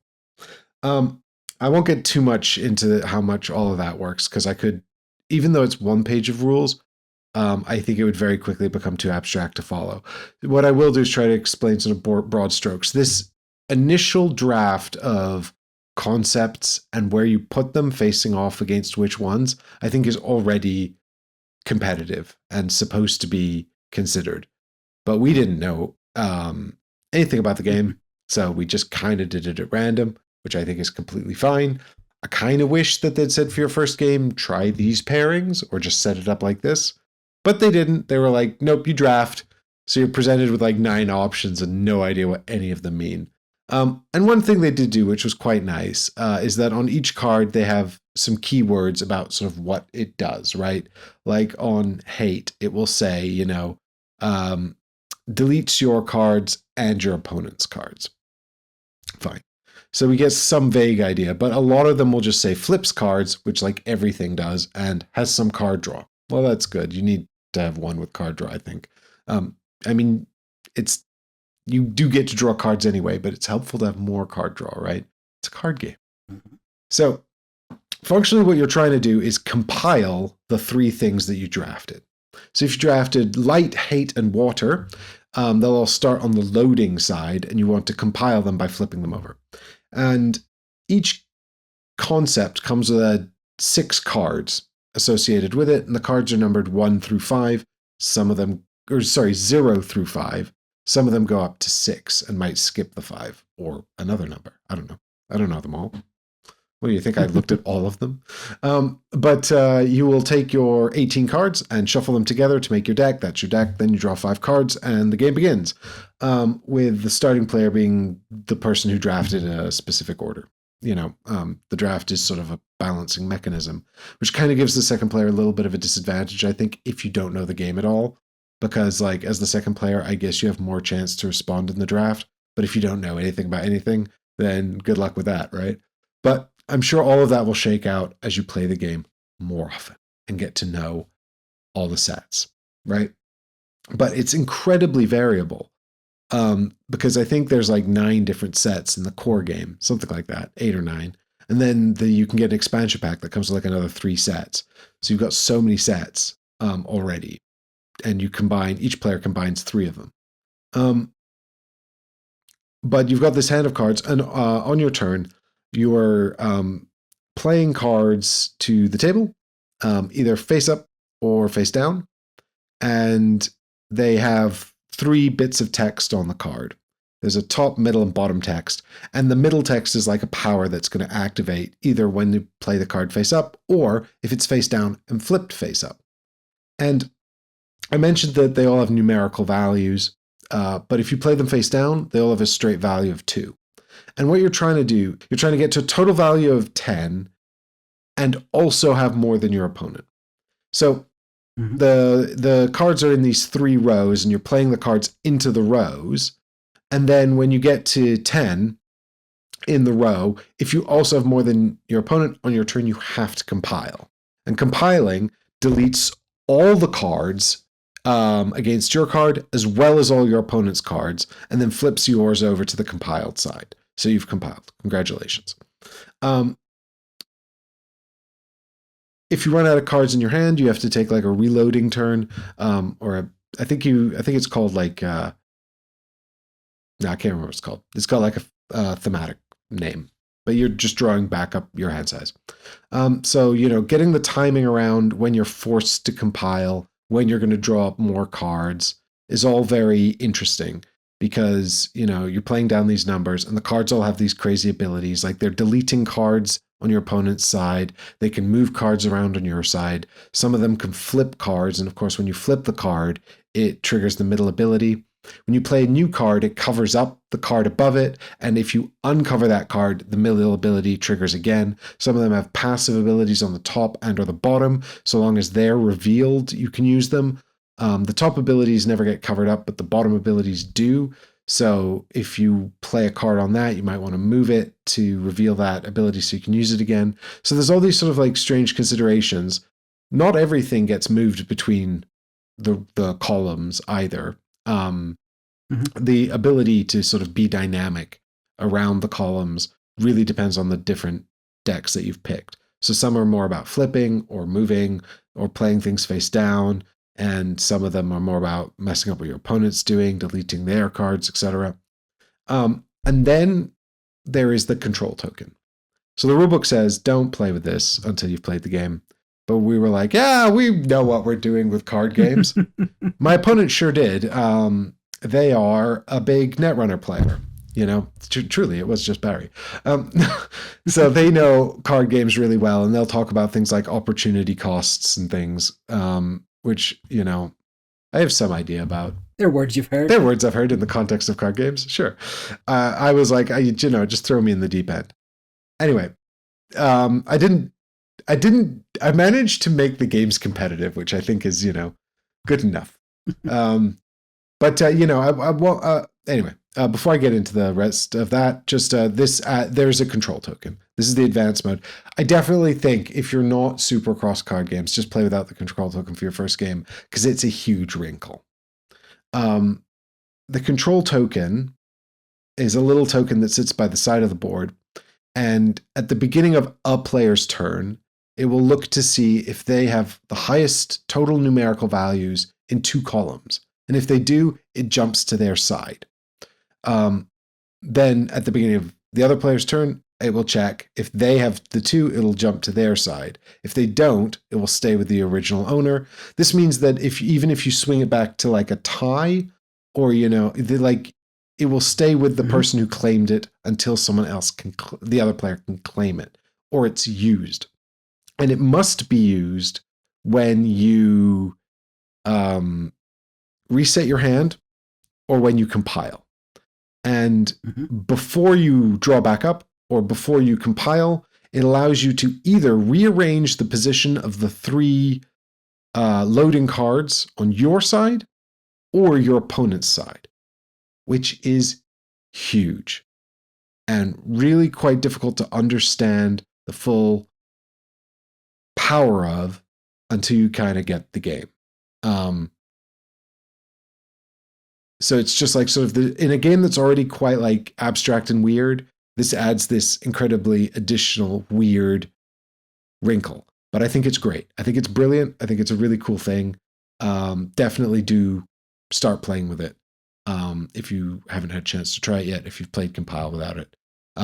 It really makes you think like, oh, I need to time this really carefully. I can't just focus on one column or whatever. I need to create like sort of I need to be fighting on multiple fronts and, not just allow my opponent to sort of sabotage me somewhere. Very weird and interesting. Yeah, so that's functionally the game, right? You're just playing out these cards, and then the minute someone compiles 3 things, they win the game. It's a really, really strange, abstract game. It's super tight timing. It's very bizarre. My opponent and I swapped decks for a game because I was like, am I just like, I want to know, can you win with this deck? Anyway, there is definitely some combinations of cards that are just better than others.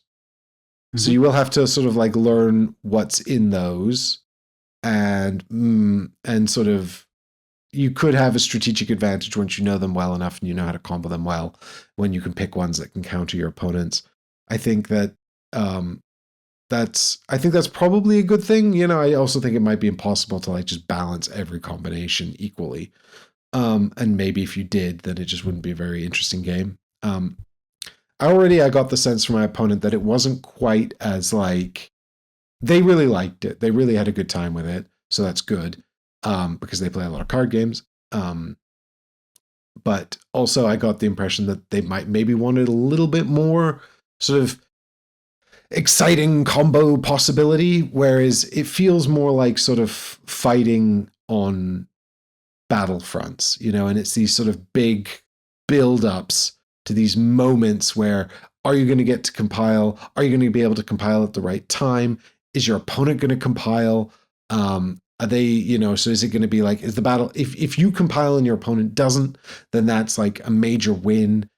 If you compile, but your opponent also gets to compile a different column, then that's a big win for them, or not a big win. That's kind of like a draw, and so there's just like, so there's these moments of big tension and sort of exciting conflict that it ramps up to. And then, after that, it clears the board state somewhat, and it's sort of like a sigh of relief, and then you're going again. I really liked it. I'd happily play more of it, and my opponent said the same thing. I can see why it's been popular. It's also a gorgeous production. The card stock's really nice. The foil finish on the cards is really pretty. I do think that it's a little misleading in that the rule book is like a page. And we were like, and so there's a lot of card text to sort of parse. And it uses specific terminology. I'm thinking specifically of like, there is a moment where you have to discard during your reset phase, right? So if you reset and then you have too many cards, you have to, or at the end of your turn, I think actually, if you've drawn over your hand limit, which is 5. You have to clear the cache, which is their term for discarding down to your hand limit. And there's some things that trigger off clearing the cache, but there was something else that uses a similar term. And so there's like, you have to be really specific. So once we learned the triggers, it was fine. But it's just a case of like sort of making sure that you're sort of across. So like what I guess I'm saying is like for what appears to be a sort of lightweight entry level head-to-head card battler, it does obviously have those very specific timing windows and things that you need to be mindful of. But yeah, I can, what's nice about it as well is like, because it's just one thing, one game, and you just own it. It can do sort of interesting things like the love deck from the expansion. That's actually from the first Ox expansion. Forces you to give cards, takes cards away from your opponent, so you can take cards off them. And actually, if you compile a row that you've already compiled, you can also take a card from your opponent. So you can just swap cards around in the decks and things, which is possible because it's like, a self-contained game. So yeah, interesting. I definitely think you should give it a try if you get a chance. Yeah, I mean, I might hopefully play this on Friday. I know somebody that's picked up a copy. It does sound a little like a more advanced Lancier type deal. I think it's maybe had some comparisons to that where you're, in terms of how it works, playing to the 3 battlefields type deal. Yeah, and I mean, I think I can totally see why, because it's 3 battlefields and here, or land, air, and sea, is also like sort of numerical values winning the battlefields. What I think is a key sort of difference here, just in the way the game feels, is that in land, air, and sea, you kind of know when everything's going to resolve. And also there's hidden information, I think, in that. Can you play cards face down or something? You can, yeah. You obviously play cards face down in this, but then they're telegraphing a value of 2. And they could be flipped, but they might not be flipped. So I feel like... That's the same as Erlandsey. Like, you play them face down for a 2. Is it? I thought that they... Yep. Oh, I thought that they... I thought that they were just secret. But the rounds are... no, they're 2 while they're face down. And then you're looking for ways to flip them by often playing to an adjacent battlefield, or whatever it's called. So I have played Air, Land, and Sea, and I don't know... It didn't feel similar to me. But describing the rules, I can absolutely see those similarities 100%. It felt like to me like Air, Land, and Sea was sort of like more sort of calculational. I think I felt like the cards that I was playing into the battlefields were more directly confrontational with the cards my opponent had. I don't know if maybe it's to do with the card abilities and their functions. Here it didn't feel kind of the same. It didn't feel the same. It might be also in Air, Land, and Sea, you've just got the 2 decks playing off against each other. Here you've got a variable set of 3 and you're not really sure. Like obviously a deck like Hate or Darkness is going to be quite aggressive. Or Plague. I think there's a deck called Plague that's quite aggressive. Whereas if you've taken like Light and Love, then it's sort of all about helping you out. Well, actually, Love is weirdly passive aggressive. Like it just takes your opponent's cards and then maybe gives them your shitty cards. Group hug. No, it sounds good. I hope to give a game or 2 in. What else have I been playing? Can't think of any good segue. I will chat about Finspan. So have you had the chance to play Finspan yet? Nope, I haven't even played Wormspan. I've not played any of the spans except for Wingspan. I'd say Wingspan's probably still the best. And I did see on the forums people are saying, why wasn't Wormspan about dinosaurs? I was like, yeah, I would have liked that bit. But Finspan, I think we maybe mentioned in passing previous episode and kind of, poo-pooed it. I think I said it was the easiest of the 3 games to play, and we were struggling to imagine how much easier it could be while still being a span game. So this is the new fish version of Wingspan Finspan. So Stonemare Games, made by David Gordon and Michael O'Connell. So there's no Elizabeth Hargreave, who's designer of Wingspan, credit on this. It is worth noting artist, she is credited as a developer. Yeah, it was whatever that around means. Well, it was happening. Yeah, she's in the next room. Yeah.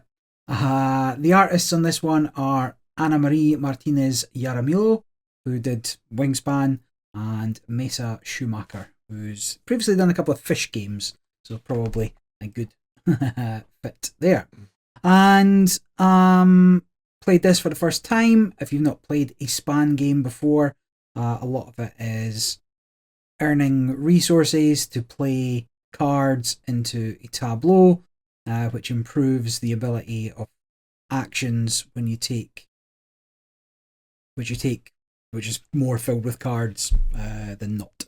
So that is the case here. The previous two games go horizontally. This one resolves vertically as you go through the decks of the different fishies. You've got the fish that are up in the daylight, the fish that are in the sort of darker area, and then the fish that live in the dark. There was no opportunity to take, I don't know if you've seen the news, that little black anglerfish that swam all the way up to the sun. Recently, there was no opportunity to move the dark fishies up into the light in a art imitates lifestyle fashion.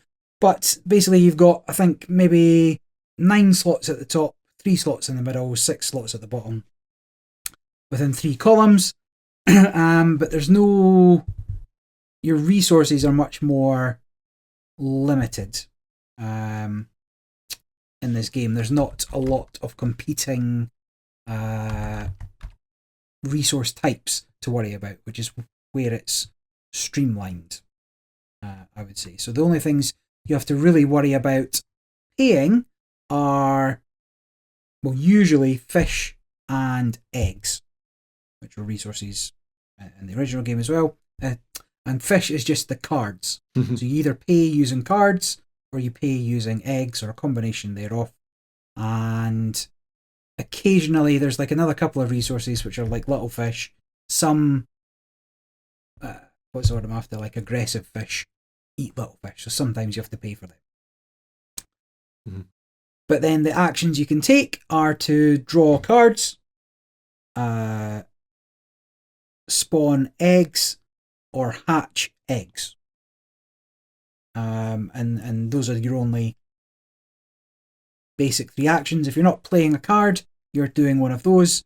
You've got your little divers, and those are in the columns instead of the rows. I'm maybe not explaining it particularly well. Very easy game to teach.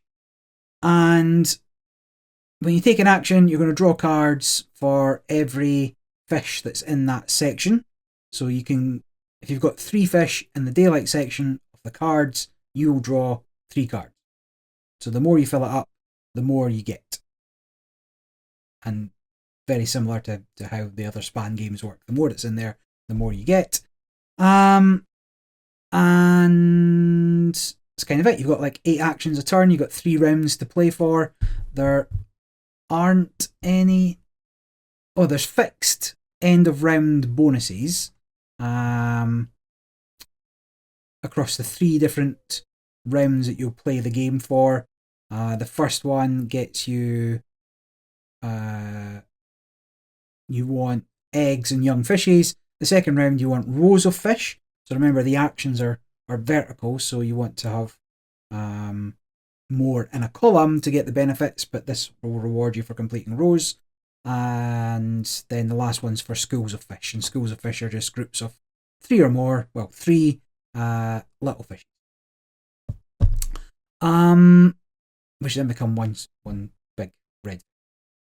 And that's it. I believe there's different achievement boards, but they're kind of fixed. There's no variable objectives the way Wingspan uses the tokens for doing this. So again, just very streamlined of what it is.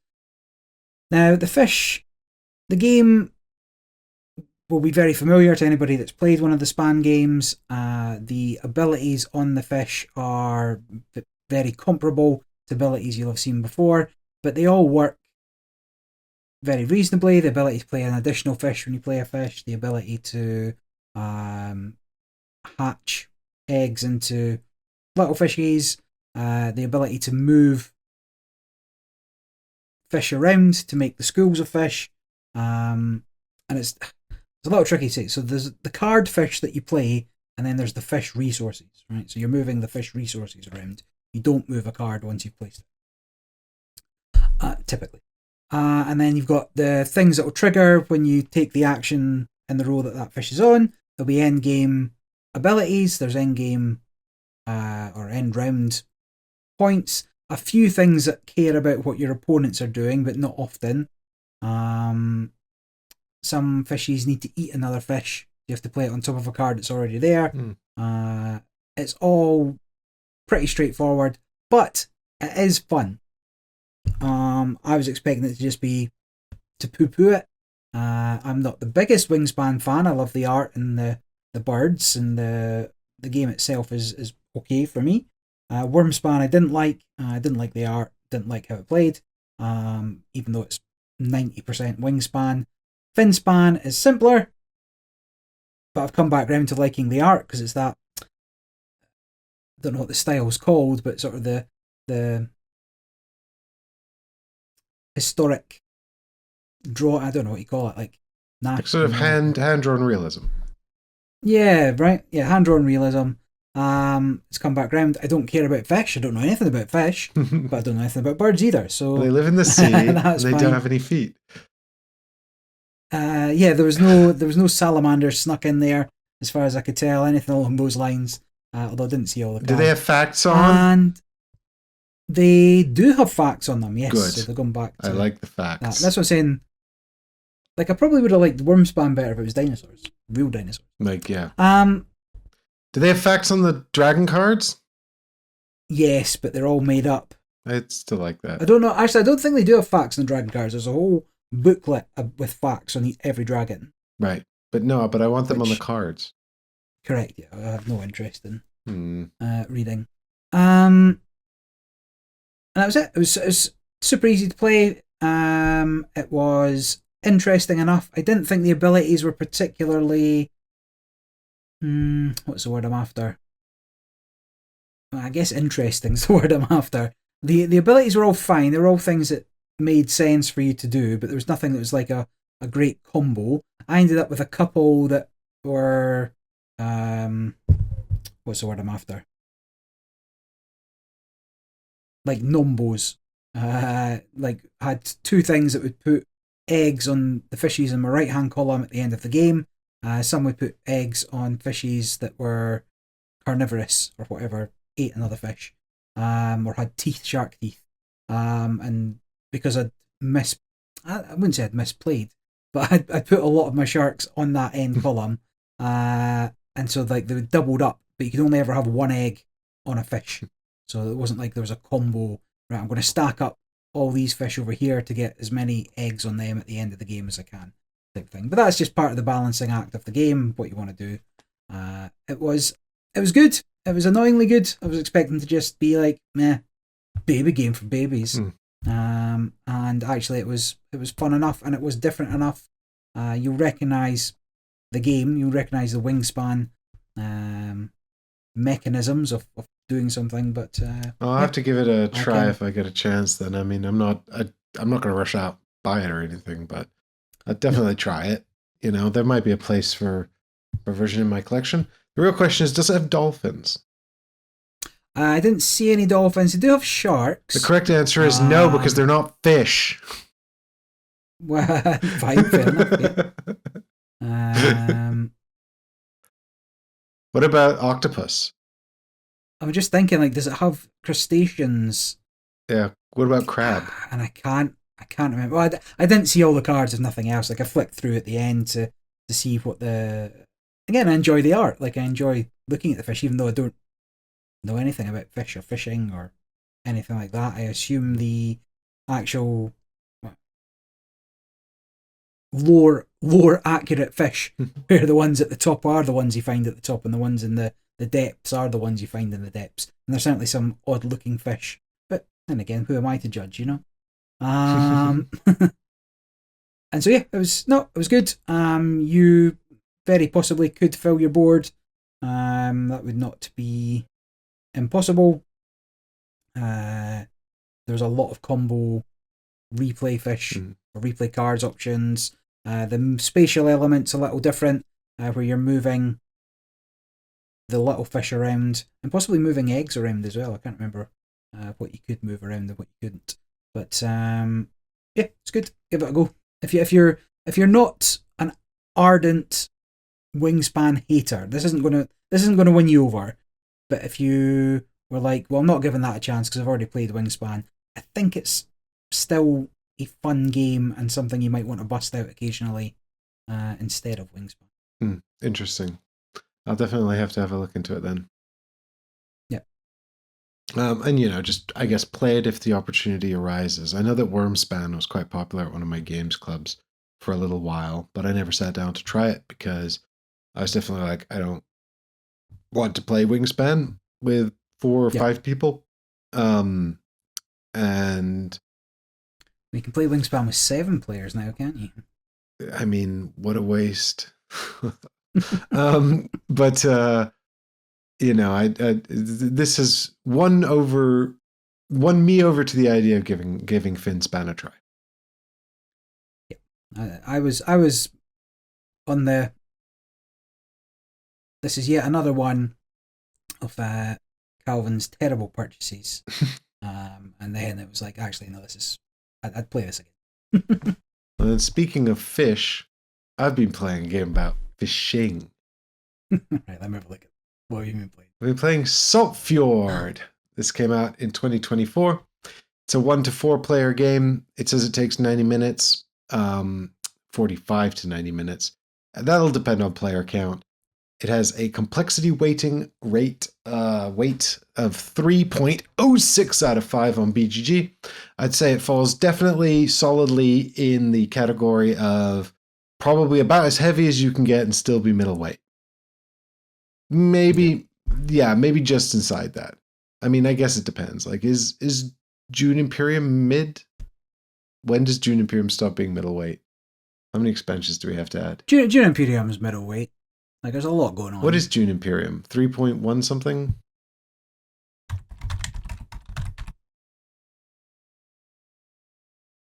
$3.06. Bang on same. Bang on the same. So it has the exact same weight rating as the June Imperium core game.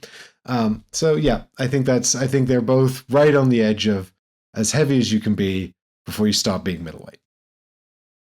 That would be my personal assessment. This is designed by Christian Admundsen Østby and Elif Svensson, and they have designed other games together as a team, including The Magnificent, Capital Lux, and Santa Maria, which this is a re-implementation of. The artists... I just chased down the Santa Maria expansions, which are becoming increasingly hard to come by. True. So the artists are Peter Bartels, who is a German artist. This is the only game that he is credited against, but there is an art station with his name and lots of nice art on it. I presume it's the same person, but I don't know for sure. And then there's Jan Mausu, who is also done board game art for Come Together and House of Cats. This is published by Aporta Games, and I played it at 4 players. And functionally, what you're doing in Saltfjord is you are dice drafting. So you've got a tableau in front of you. It is your docks. You can fill up your docks with buildings, and the buildings come in 2 types. The buildings that produce resources and the buildings that let you take actions. What are they? I don't know. Logistics, admin, bureaucracy. I don't know. They let you take actions in the game, all right? Stop questioning it. So on your turn, you will either build a big old building to place on your docks, which will improve your situation, or you'll take a die, and based on the color of the die, which could be silver or gold, orange or white, you will run it along either a column or a row. and it will stop at each building it hits along the way, triggering it, either producing resources for you or letting you take another action. When it gets to the final building in the column or row, it will sit there, and then that building won't trigger again until the end of the round.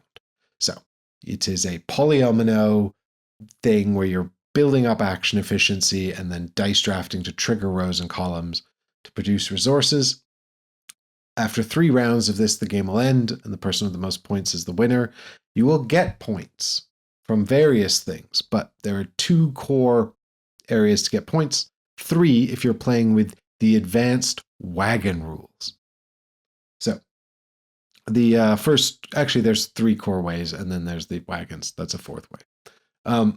There are 4 technology tracks you can advance up. And if you get to the very top of a technology track, you'll unlock the scoring for that track. There's some minor scoring on the lower levels of the track, but the big fancy scoring is at the top. So go up the technology tracks and get in-game advantages as you go. Unlock in-game advantages as you go. There is fishing, because it's Saltfjord, right? It's about fishing. So you've got a boat, and it will go out into the fjord, and the further it goes, the more fancy fish it will get.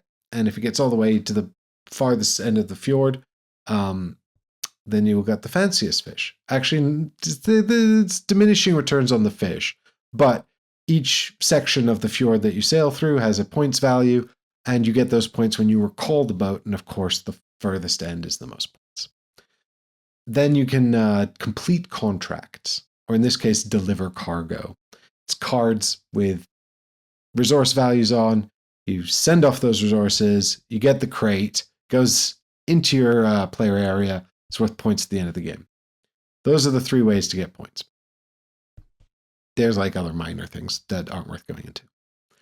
Then there's the wagons. So that's an advanced module which we played with because we're all, hardcore hobby gamers.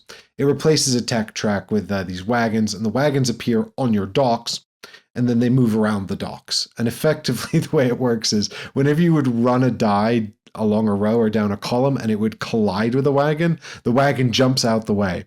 And it starts in the top left corner, and you're trying to get it to the bottom right corner because it's worth points equal to the row times the column. So bottom right's the most. So you're trying to move these wagons across your docks, basically.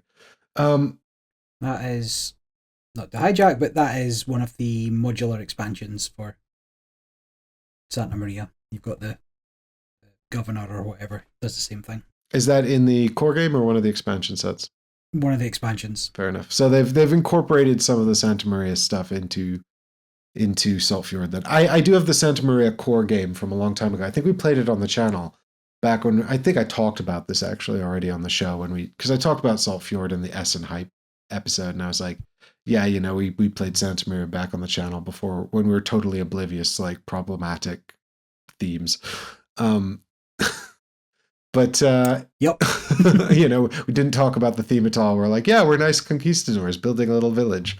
And I think that's primarily why they've sort of rethemed it, right? They've taken Santa Maria, which is now impossible to find. It's not impossible, but it's difficult to find. Yeah. And I mean, and they've done this, which is, about fishing. So I guess that's acceptable. Not to diminish Santa Maria. It is a very pleasant little dice drafting game with a really heavy theme that it doesn't need to have or shouldn't have, especially because it's designed by Norwegians. Like, what have they got anything to do with conquistadors and South America? So good thing it's been rethemed. New theme is much nicer. Yeah, it's perfectly pleasant. I was pleased. I won the game by not actually really engaging in any fishing. All I did was build my dock. But the second place player focused almost entirely on fishing. So multiple routes to victory, dabble a little bit in everything. I would happily play this as a sort of just a middleweight game. I think it's probably a bit too much for really novice gamers or sort of new to the hobby or not in the hobby. I definitely wouldn't break this out to be like, here's your gateway game, but as far as like sort of just a a tight middleweight experience that nobody really has to worry about too much. Yeah, it's nice. Yeah, I enjoyed it. It has all these asymmetrical player powers. They all seemed fairly well balanced. Just enjoyed pushing the buttons. I'm probably going to bring it to Aircon and just use it as sort of a lighter game we can play when we've had too much to drink. That's fair. I didn't realize this was a re-implementation of Santa Maria. Like, makes sense why they've done it, and definitely give it a go. It looks notably different. Like, I'm just looking at the pictures on Board Game Geek. There's certainly the main board looks fairly different. I don't know how much of that stylistic versus functional. It's a pity because I've played both, and I've played Santa Maria when it came out, which was so long ago. I mean, yeah. So unfortunately I can't recall. I'm sure there'll be somebody talking about it. There will be, yeah. Online, but I think if you've only it sounds like they've incorporated some of the other bits of Santa Maria from the expansions, so there's something here if maybe you have the Santa Maria core game, something extra for you to explore. I feel like the tech tracks are almost entirely new. Were they in Santa Maria? There are tech tracks, tech tiles in Santa Maria. I don't know if that's quite the same thing where you can earn them for special powers. So yeah, okay. So I guess it'll be comparable. So they do have those as well. You get one at the start of the game. It's like your asymmetrical player setup. And then there's an additional one which you can unlock on the tech track. On one of the tech tracks. So there's like these 4 tracks that you climb up with 3 spaces. So they're not like big long tech tracks, but just 3 spaces. And I think the final space on one track lets you take a second asymmetrical power. So there's 8 in the game. One of the 4 that was binned off during setup comes back into play for you. Fine. Yeah, I mean, I don't know specifically. You sent your bishops to unlock those powers and endgame scoring. I've not played it for a little while either. Yeah. But yes, I could be very convinced to part with Santa Maria in favour of something else. The expansions were not universally. So the expansion was modular. There's like 7, 8 modular expansions within the main expansion. Then there was a deck of cards that added some variable player powers, which seems to be kind of along the lines of what you're saying, and I think mostly solo changes as well in there. But yes, they were not universally loved in that you would want to mix and match all the modules together, or that every module was fun to play on its own. So they've probably taken the best bits, refined them further, and put them into a more Norwegian game, Saltfjord. Yep, indeed. I think I think that's exactly what they've done, and it's nice. Yeah, I think I don't know if it'll stay in my collection forever or how often it'll get picked out in the rotation, but for what it is, a sort of a pleasing middleweight thing, and it does seem to have sort of various different options. I mean, really, actually, you're going to kind of focus on building the docks or doing the fishing. And that's largely because, I guess, modeling real life, you can overfish. There's no mechanism called overfishing. But what happens is the fishing is stacks. And if you get the fishing technologies, you get to hunt through the stacks for the good fish. So if you're focused like I was on building your docks out, I was like, I'm doing Brass Norway over here. I'm not playing your fishing game. But by the time you get around to fishing, all the good fish will be gone. So if you're too focused on the docks. So really, I think you do a little bit of everything. I did do some fishing. Obviously, I had the fishing action on my board, and I would trigger it from time to time. But I definitely didn't focus on it like the other players did.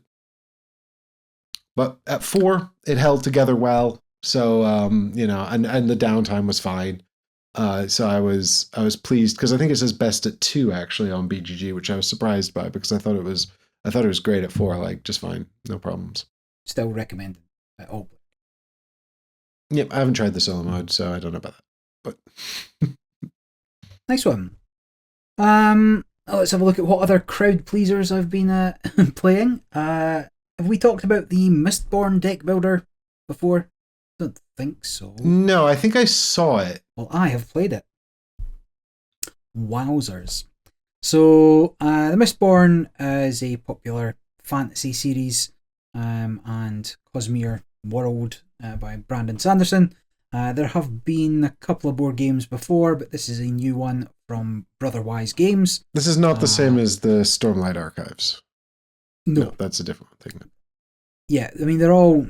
I don't 100% understand what's all within the same universe for Brandon Sanderson and what is just one of the other 800 books he normally writes in a year. So, although I have read Way of Kings, Valley of Kings, Mist of Kings, I don't know, something like that. Didn't stick with me. Might go back. Anyway, this is designed by John D. Clare, who also does Space Base, Mystic Vale. Done a lot of games. And there's over 20 artists within this game, so I didn't look through them all. So surely they're not all on Midjourney generating art. Yeah, no, so there'll be some real ones, if nothing else. But this is a competitive deck builder. There might be a cooperative mode. I don't know. Didn't play it. Where you have 10 different resources, and each of your cards trigger off a different resource. This is not. Might sound a little odd. This is not card crafting. This is not card crafting. These are all. The cards don't change at any point. I know it is John D. Clare. There's no transparencies in this one. It's a la Mystic Vale or Unstoppable, or that other one that once did it, but nobody can remember. Edge of Darkness. Oh, look at you go! Yeah, I did cover it on the show, and Dead Reckoning, which I also covered on the show. Oh, Dead Reckoning. I'll maybe give you. No, it's just straight up normal cards, deck building. Mm-hmm. And so you've got your 10 starter cards. 8 of those have abilities that require different elements, and a couple of them are just basic money. Something like that. I can't remember the exact setup. But you have your 10 tokens for your 10 metals, and this is the way the world works. Within Mistborn, they've got like metal benders, but they're all different types of metal. And in order to get the benefit of a card that you play, usually it will require you to spend one of those metals. You got 10 discs, because it's an overwrought way of deck building. You got 10 discs, which have their active and their burnt side. You sure it's not so 8? It might be 8. It's 8. Yeah. So I'm just looking at the picture, but yeah. Yeah, you've probably got your 8 discs. Each one's a different element. I play my iron. I take my iron disc and I've spent it. But now I want to play my copper. I can't just take my disc and spend it. I have to flare it, which will exhaust that element until I refresh it later in life. And I can refresh it by playing that same card again for just the refresh ability and not for the spend ability. Right, so the cards are like dual purpose. They either refresh the metal or they trigger off of it to do something cool. Typically, yes. And then it's a standard deck builder. It's a river deck builder. You'll get allies which work a little bit like space-based bases. They'll stay out, give you abilities until somebody attacks them. It's the game where you can attack other players. In a multiplayer version of the game, one player's in Tokyo, like King of Tokyo. They attack everybody, but everybody attacks them until they take a hit and give it up. And you're trying to make the best deck you can out of what comes out, building up your character powers each round by moving your cloak powers around that will let you burn more metals in a turn, so it does build up, it does accelerate towards an end game. John DeClaire recently wrote on Board Game Geek about momentum, and so this is kind of, you build up so each turn's more powerful than the previous one. But the main way of potentially winning the game is to complete missions, which is like another type of resource where you can spend to progress along 3 mission tracks, and if you ever get to the top of the 3 mission tracks, you win. So the ways of winning are kill all the other players, get to the top of the mission tracks, or find a special card in the deck and burn 3 of the extra special metals that you can't get as a starter. So those are the 3 ways of winning. And none of us were really close to getting killed at any point. And so the way the game ended was a sort of a race for the missions. And nobody was close to having 3 Atium, which is this 9th element, to win with.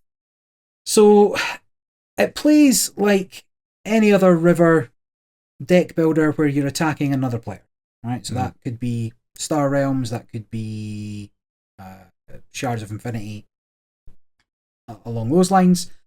But there's a lot more admin, and there's a lot more juggling of what to do, and it's a lot harder to build a good deck because you're trying to juggle your deck between these 8 elements, and you don't want to be stepping on other people's toes, because if they've gone heavy on a tin build and you've only picked up like 1 or 2 tin, you're never really going to get the full advantage of it. It all works, and it was fine. It was just, it didn't flow super well. Everybody forgot at the start of your turn, you move 1 along your like experience track, and eventually that's going to allow you to burn more metals. It's going to give you additional powers as you go along, and there's ways of accelerating that by playing cards. But at least to start with, is that a bit like the thing you're doing in Shards of Infinity? Yeah, what's that called? Yeah, I don't know, the sun power, like leveling up. Yeah, you got a card in your starter deck that triggers off of that, and eventually it just does infinity damage and you win. Infinite damage. I love that. It's very much along those lines, except it's not an action you take. It's just a start of, I mean, it can be an action you take, but everybody gets one at the start of a round, or start of their turn. And the amount of times we couldn't remember whether we'd done it or not was excessive. And eventually, and it got to the point where we're all working out, well, you've accelerated yours 3 times, and I've done it once, so I should be 2 behind you, and so I need to move up 2 positions. And it was just, sure, I mean, there was some beer involved, but there was it was mostly just a fiddly element for it. Your starting deck has all 8 element cards in it, and you can easily draw 5 cards with 5 different elements, but you can only use 2 of them on your turn, which could be, I think there's other things you can do with the cards. I can't really remember. I think you can still get money from them or whatever. And it was, but it feels very underwhelming your first couple of turns because you've not got what you need to be triggering your abilities, and you don't need to refresh anything, so it wasn't any of that. It's just, it was fine. It works. It's too many steps to really recommend as your river deck builder of choice, because it wasn't particularly any deeper. It was just more complicated to operate than any of those than Shards of Infinity or even Star Realms, Hero Realms. It's almost exactly the same experience, but more admin. It's solid. It works. Up to you if you want to give it a try. No, I don't think I need to. Now that I've heard this, There's really nothing new there, other than it's thematic. I'll give them that, right? So the John, you mean John? We're tight. Mr. DeClaire has used all his experience and built up on the sort of deck building thing. Forgotten what my point was going to be. There's nothing new, but it all works fine. Yeah, so I guess if you were getting this because you were super hype about Mistborn, then you wouldn't be disappointed. Mm-hmm. Yeah, you've got a solid game there that'll work fine, give you plenty to play around with what's in the box. But I just don't think it's a shining example of the mechanism. Right, but I mean, when it comes to river deck building, I'm not a big fan myself anyway. We discussed this before. My river deck builder of choice is Shards of Infinity. I'm just happy to play that. I don't feel like I've exhausted it. What I do enjoy is that here on BGG it says, burn metals in fast-paced allomantic battles. Allomancy is the... It's one of the 3 magic systems in Mistborn, and the most prominent, is what I've learned. Cool. What are the other 2? I don't know. No. It does say allomancy is the most widely used form of investiture on Scadrial. Cool. There's also 7 novels now. Apparently there's an original trilogy, and that's Era 1. And now there's 4 more in Era 2. But I don't know anything about Mistborn. So there you go. If you wanted to engage in fast-paced allomantic battles, Mistborn, the deck building game, is not terrible.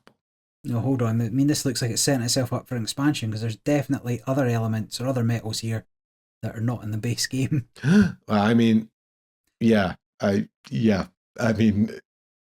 It's a deck building, river-based deck building game. Of course, it's going to have expansions.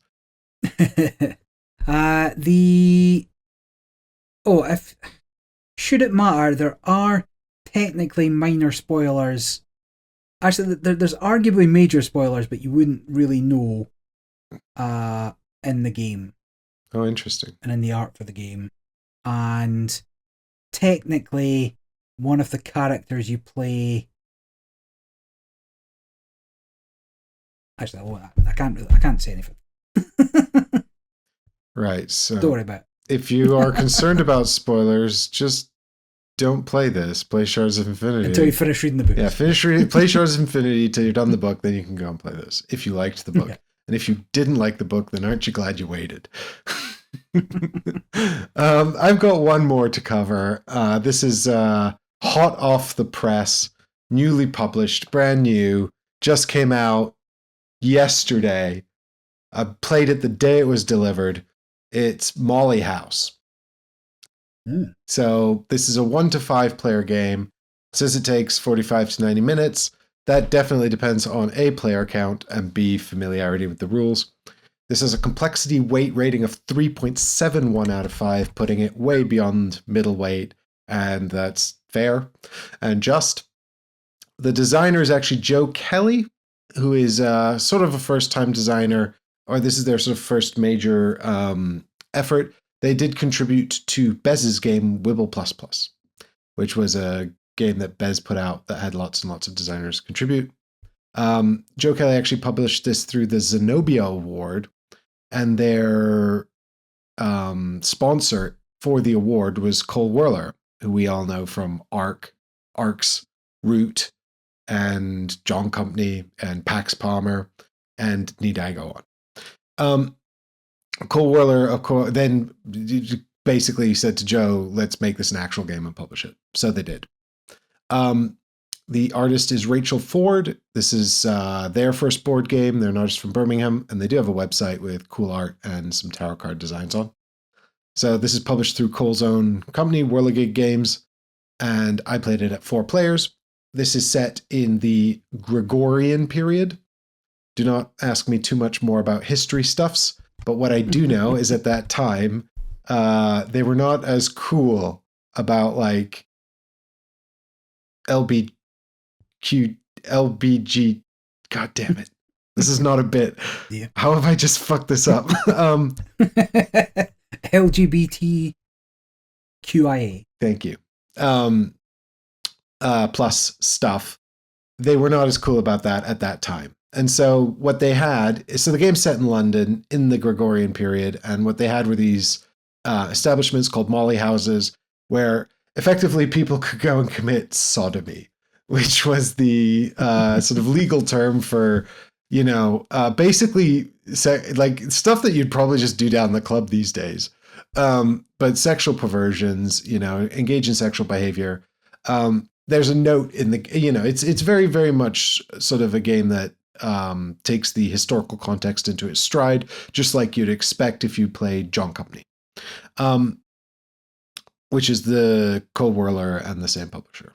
The game itself actually refers as well. It's got some good historical notes in the rulebook. It's got some recommendations for additional reading.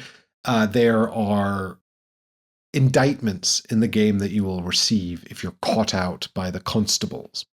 And the indictments refer to assaulting each other. But actually, the game notes that this was another legal term. The two men engaged in illegal sodomy would be described as assaulting each other, even though they may well just have been engaged in what we would call today consensual sex. So that's a very interesting sort of historical element. What you're doing in the game is you are playing as a Molly, and you are a part of the Molly community. And is that a drag artist? That's probably the closest kind of contemporary parallel, but it's not really. It's actually really interesting. It talks in the rulebook as well about how we don't know that much about the history, and it's all very ambiguous. And some of the Mollies present very masculine, some present very feminine. They had a ritual called christening where they would throw gin in each other's faces and then take on their feminine name and a sort of a new persona. Was this seen as a real personality or more like sort of a drag personality or a code name to avoid the legal problems? Nobody really knows. It's kind of all of the above, and it's unclear. So it's really fascinating. All the cards and characters in the game are based on sort of what we know from actual history.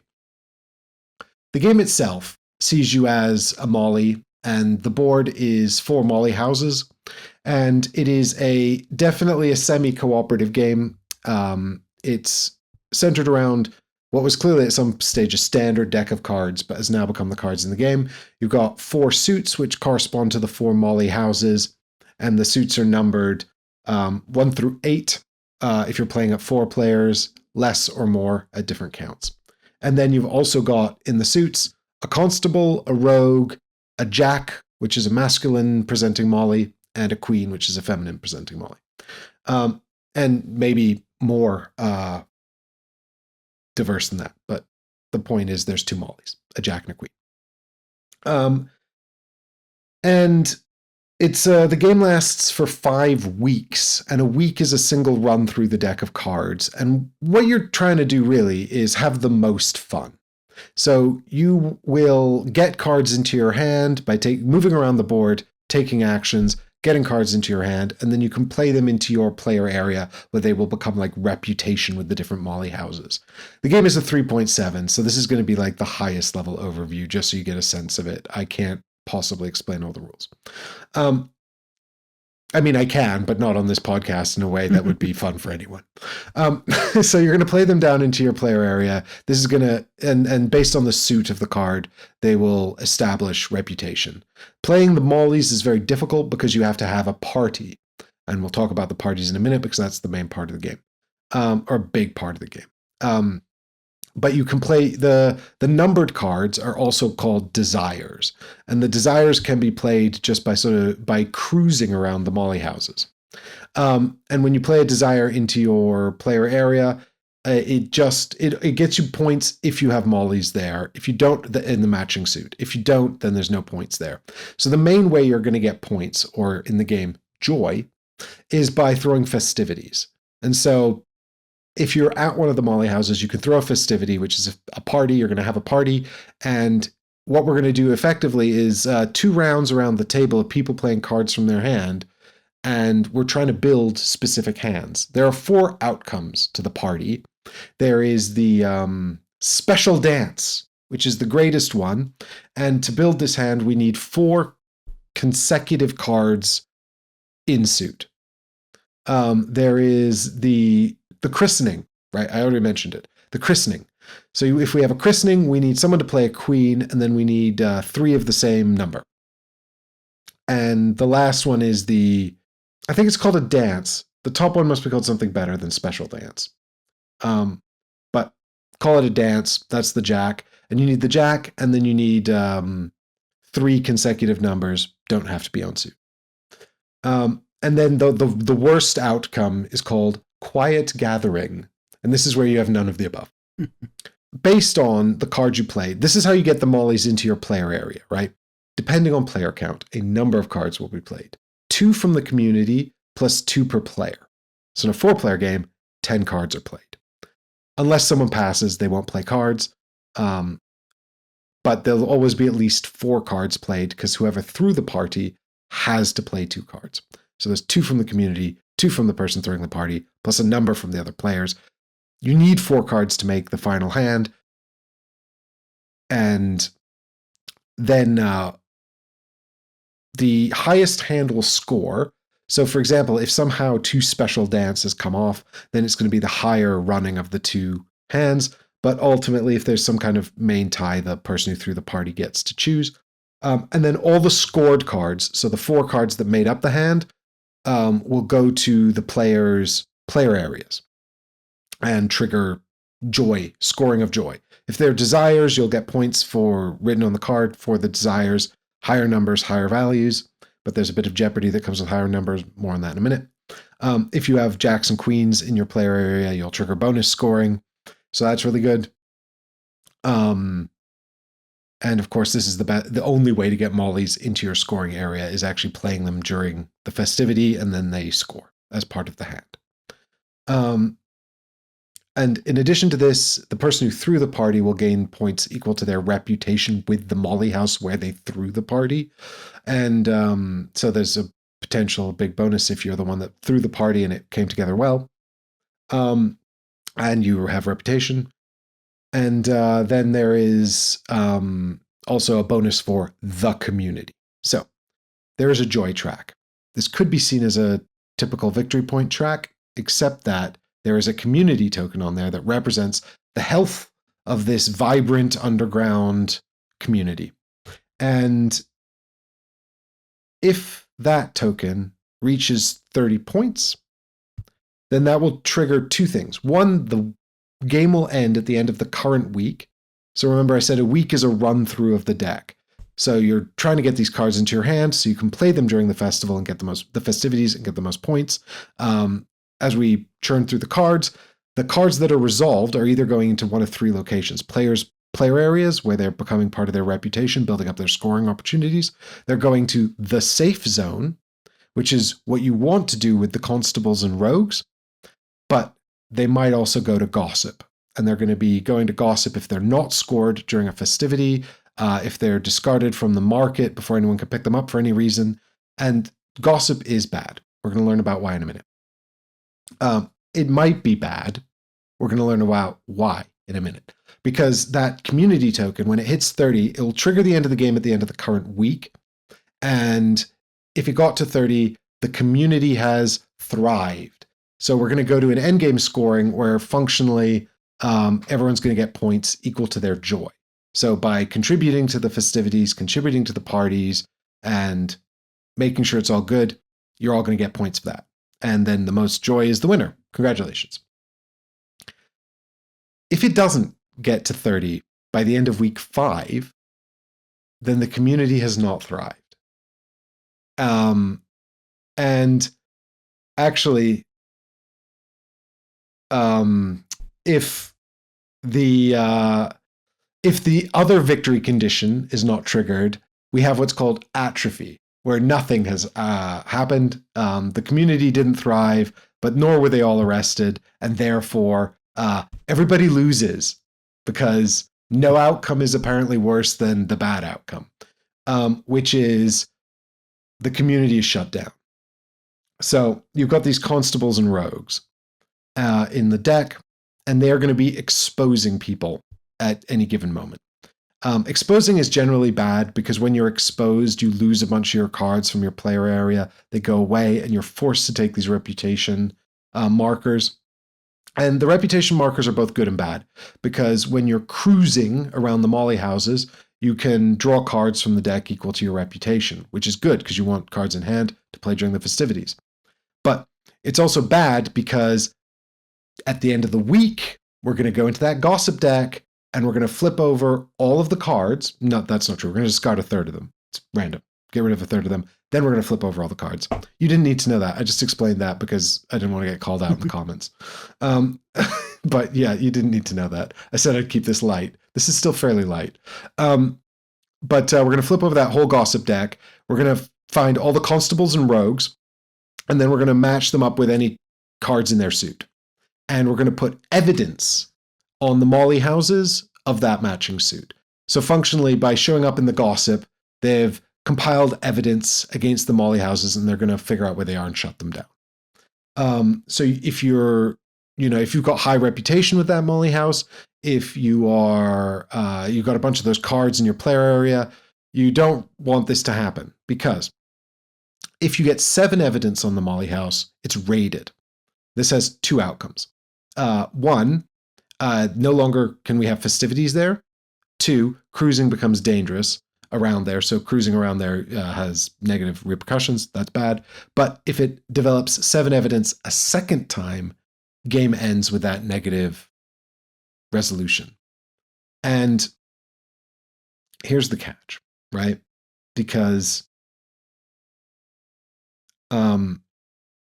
this is the big wrinkle in the game. If you have the most reputation with a molly house when it's raided, then you receive an indictment, a criminal offense. So there's majors and minors. You'll be given a major criminal offense if you have the most reputation, and a minor if you have second most. It's punitive ties. So if you're both tied for second, you'll both get a minor. If you're both tied for first, you'll both get a major. And those can be really, really bad. They can be minus 10 points, which is really bad. They actually have 2 options on each card, a less bad and a really bad, and you roll a die at the end of the game to work out what is applied to you. But when you get an indictment, you also have to play one of your 4 loyalty tokens to the board. And you have to put it on a molly house that's closest to you that's still open. And you have 3 loyalty tokens that are loyal. And at the end of the game, they're flipped over. And if the molly house that you played it to is still open and it's a loyal token, you get 2 bonus points. But your 4th token is an informant. So when you're indicted, you might flip to informer. And then you're working with the constables to try and shut down the molly houses. And actually, that's not strictly true. Because so long as nobody realizes you're an informant, you don't care what outcome happens. And actually, it's a good thing if the community survives, but you turned informant and nobody found out, because then you can write off one of your indictments and you don't have to take those negative points, but you still get to score like you're just a regular molly. Great.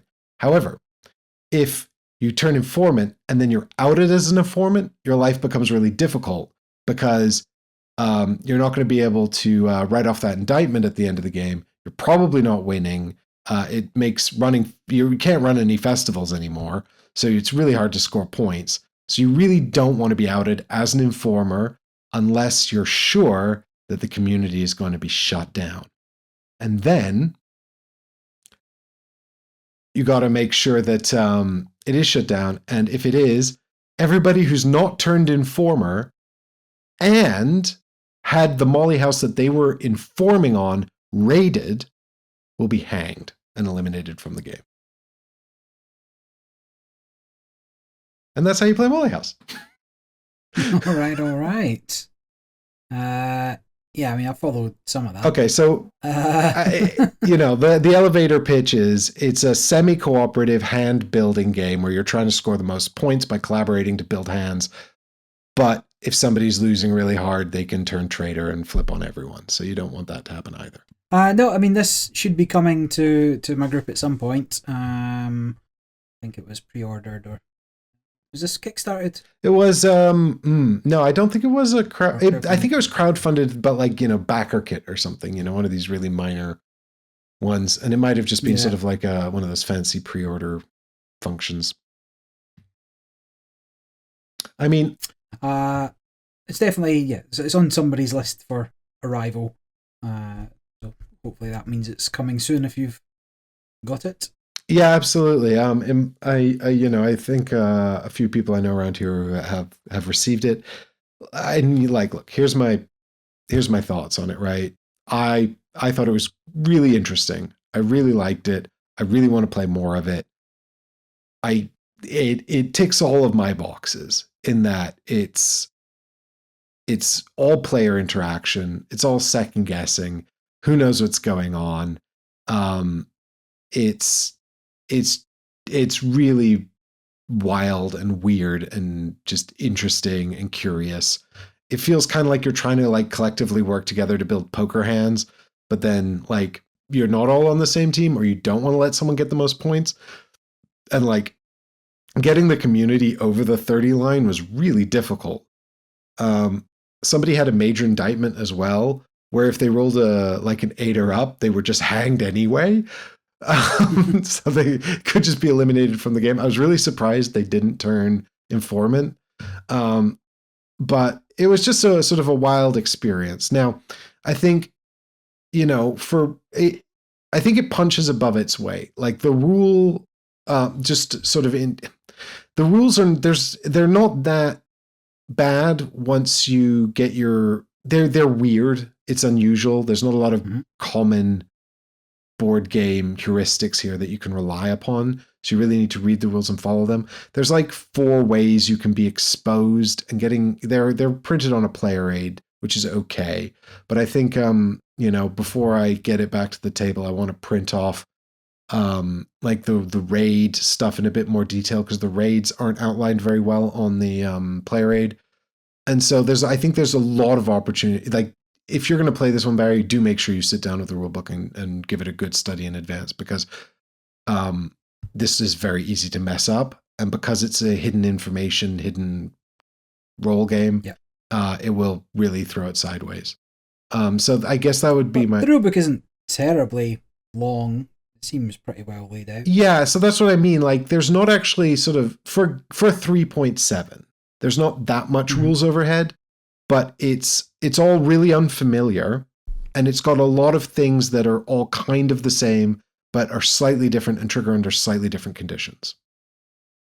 And tracking when things are supposed to go into the safe deck as opposed to the gossip deck. Again, really important. It's also at its core card counting game. So knowing what's in each deck is really important. Tracking what people have picked up so that you know what they might play at festivities, important. So it's it's really hard to fix any mistakes and things like that. So that would be sort of my heads up to people who are going to go and want to play this. It's just be sort of really mindful of those things. Because I really like. There's also a few other sort of things it's kind of a roll and move game, which is bizarre, but it is. To be fair, you can go in either direction, and you have quite a lot of flexibility. And if you roll 2 discard symbols, a fine gentleman will come and pick you up in his carriage and take you wherever you want to go. But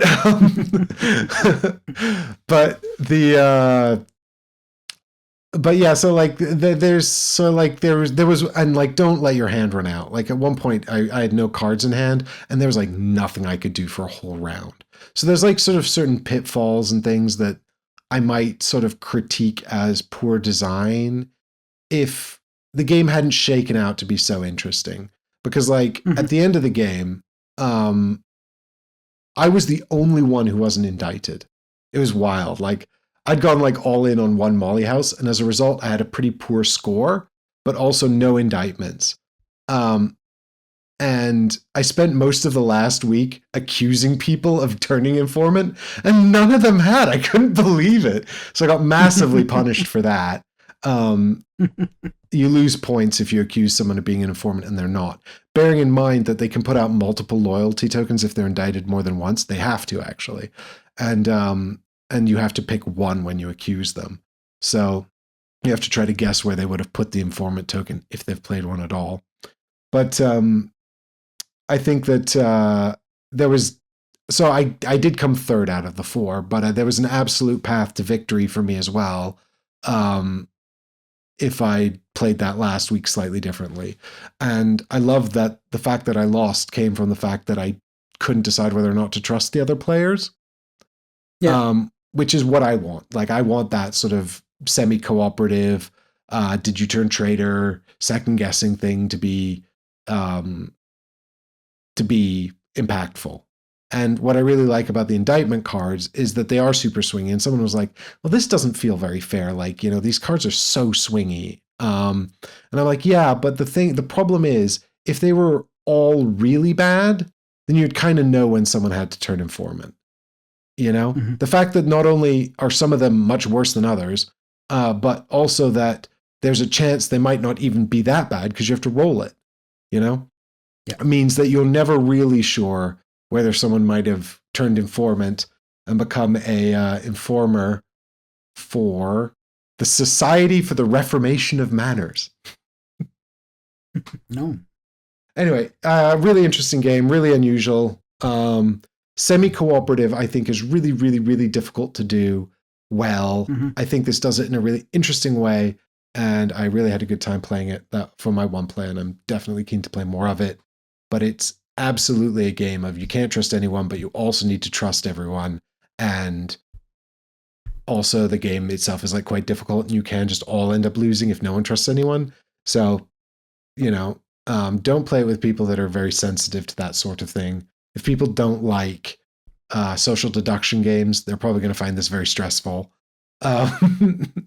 And also it's got quite a complex sort of card play system. And it's not that complex, but there's just a lot of little rules that manage when you can and can't play cards, and it's not very intuitive. So, just with all that in mind, I think it offers a really interesting and unique experience, and it's very thematic as well. I do love that it's like, it's my turn. I'm throwing a festival, What are we trying to do at this party, everyone? Do you all have cards you can play? Do you all have mollies and desires to bring to the party? Are we going to have a dance? Or are we going to try for our christening? It's great fun. Like, it's really thematic. I really enjoyed it. Nice. As much as I'd like to talk about Super Cluedo Challenge, I think I'll just finish on the game I said I was going to play last podcast, which was Chaos in the Old World. Unfortunately, we didn't get to 5 players, so Horned Rat did not make an appearance. But we sat down with the 4 Chaos Gods and played a very enjoyable game of Chaos in the Old World. Still holds up, in my opinion.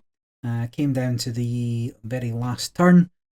Everybody was mostly still in with a chance of winning, either needing 1 tick on the dial, 2 ticks on the dial, or a couple of ruinations, in my case as Nurgle, to finish things off.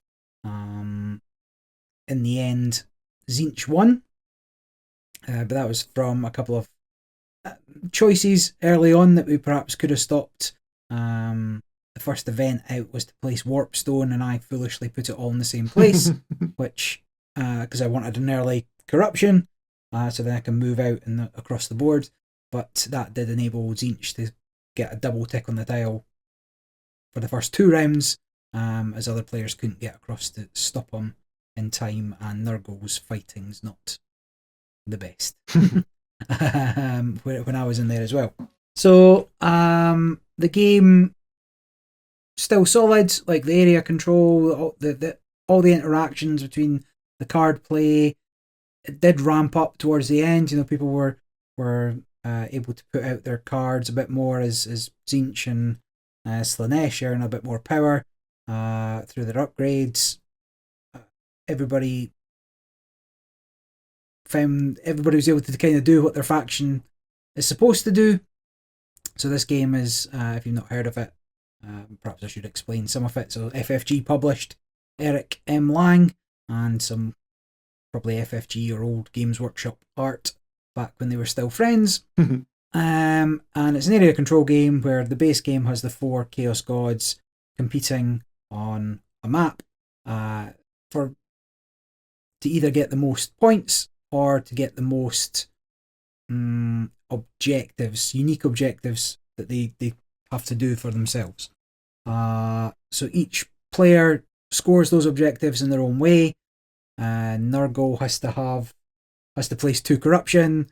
Zinch has to have cultist in an area with like 2 magic or warpstone. Slanesh has to do something. Korn has to kill other people.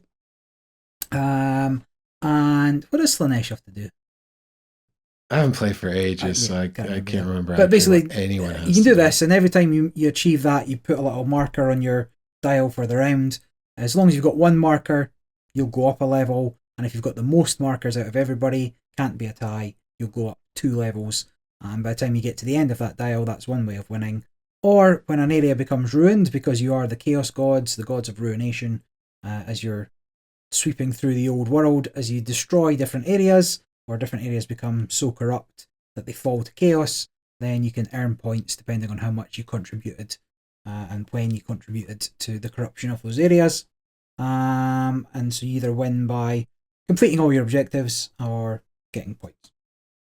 But every faction plays slightly differently, and so you have to at least attempt to fulfill your role within the balance of power, which is very thematic for the Chaos Gods within the Warhammer or old Warhammer universe, or even 40k universe, I guess. And it was good. Yeah, the game was still solid. The decisions were interesting. It flowed pretty well. I think, Chaos in the Old World used to be an event game, if that makes sense. Like it was this big game that we're going to sit down and everybody's got their different factions. I think as it become more familiar with games and variable player powers and keeping players in check, it's much more of a solid, not quite dudes on a map. It's you're not specifically going out to fight people just for fun. You have to do it very judiciously for when it benefits you, or whether you want to play cards in certain areas, how you spend your power on a given round. Yeah, it was good. Still holds up if you get a chance to play it. Does have a very different feel from some of Eric Lang's other games, the Blood Rages, the Rising Suns, the Anks of the world. This is its own thing, and I think despite the hefty price tag it now commands, being out of print, worth a play if you can get it to the table. Just make sure everybody has a rough idea of what they're doing. Well, it's got like the sort of the like, I don't know, the pentology of expensive out of print sort of characteristics, right? Because it's like it's considered still a very good game, and it's got a high level designer attached to it. It's from a really appreciated publisher, and it's got that really desirable IP, and a sought after expansion that's hard to find. So anyway, yes, perhaps I'll speak about Super Cluedo Challenge next week. Something to look forward to. Yeah, and I wanted to hear your thoughts on Black Forest as well, and Unconscious Mind.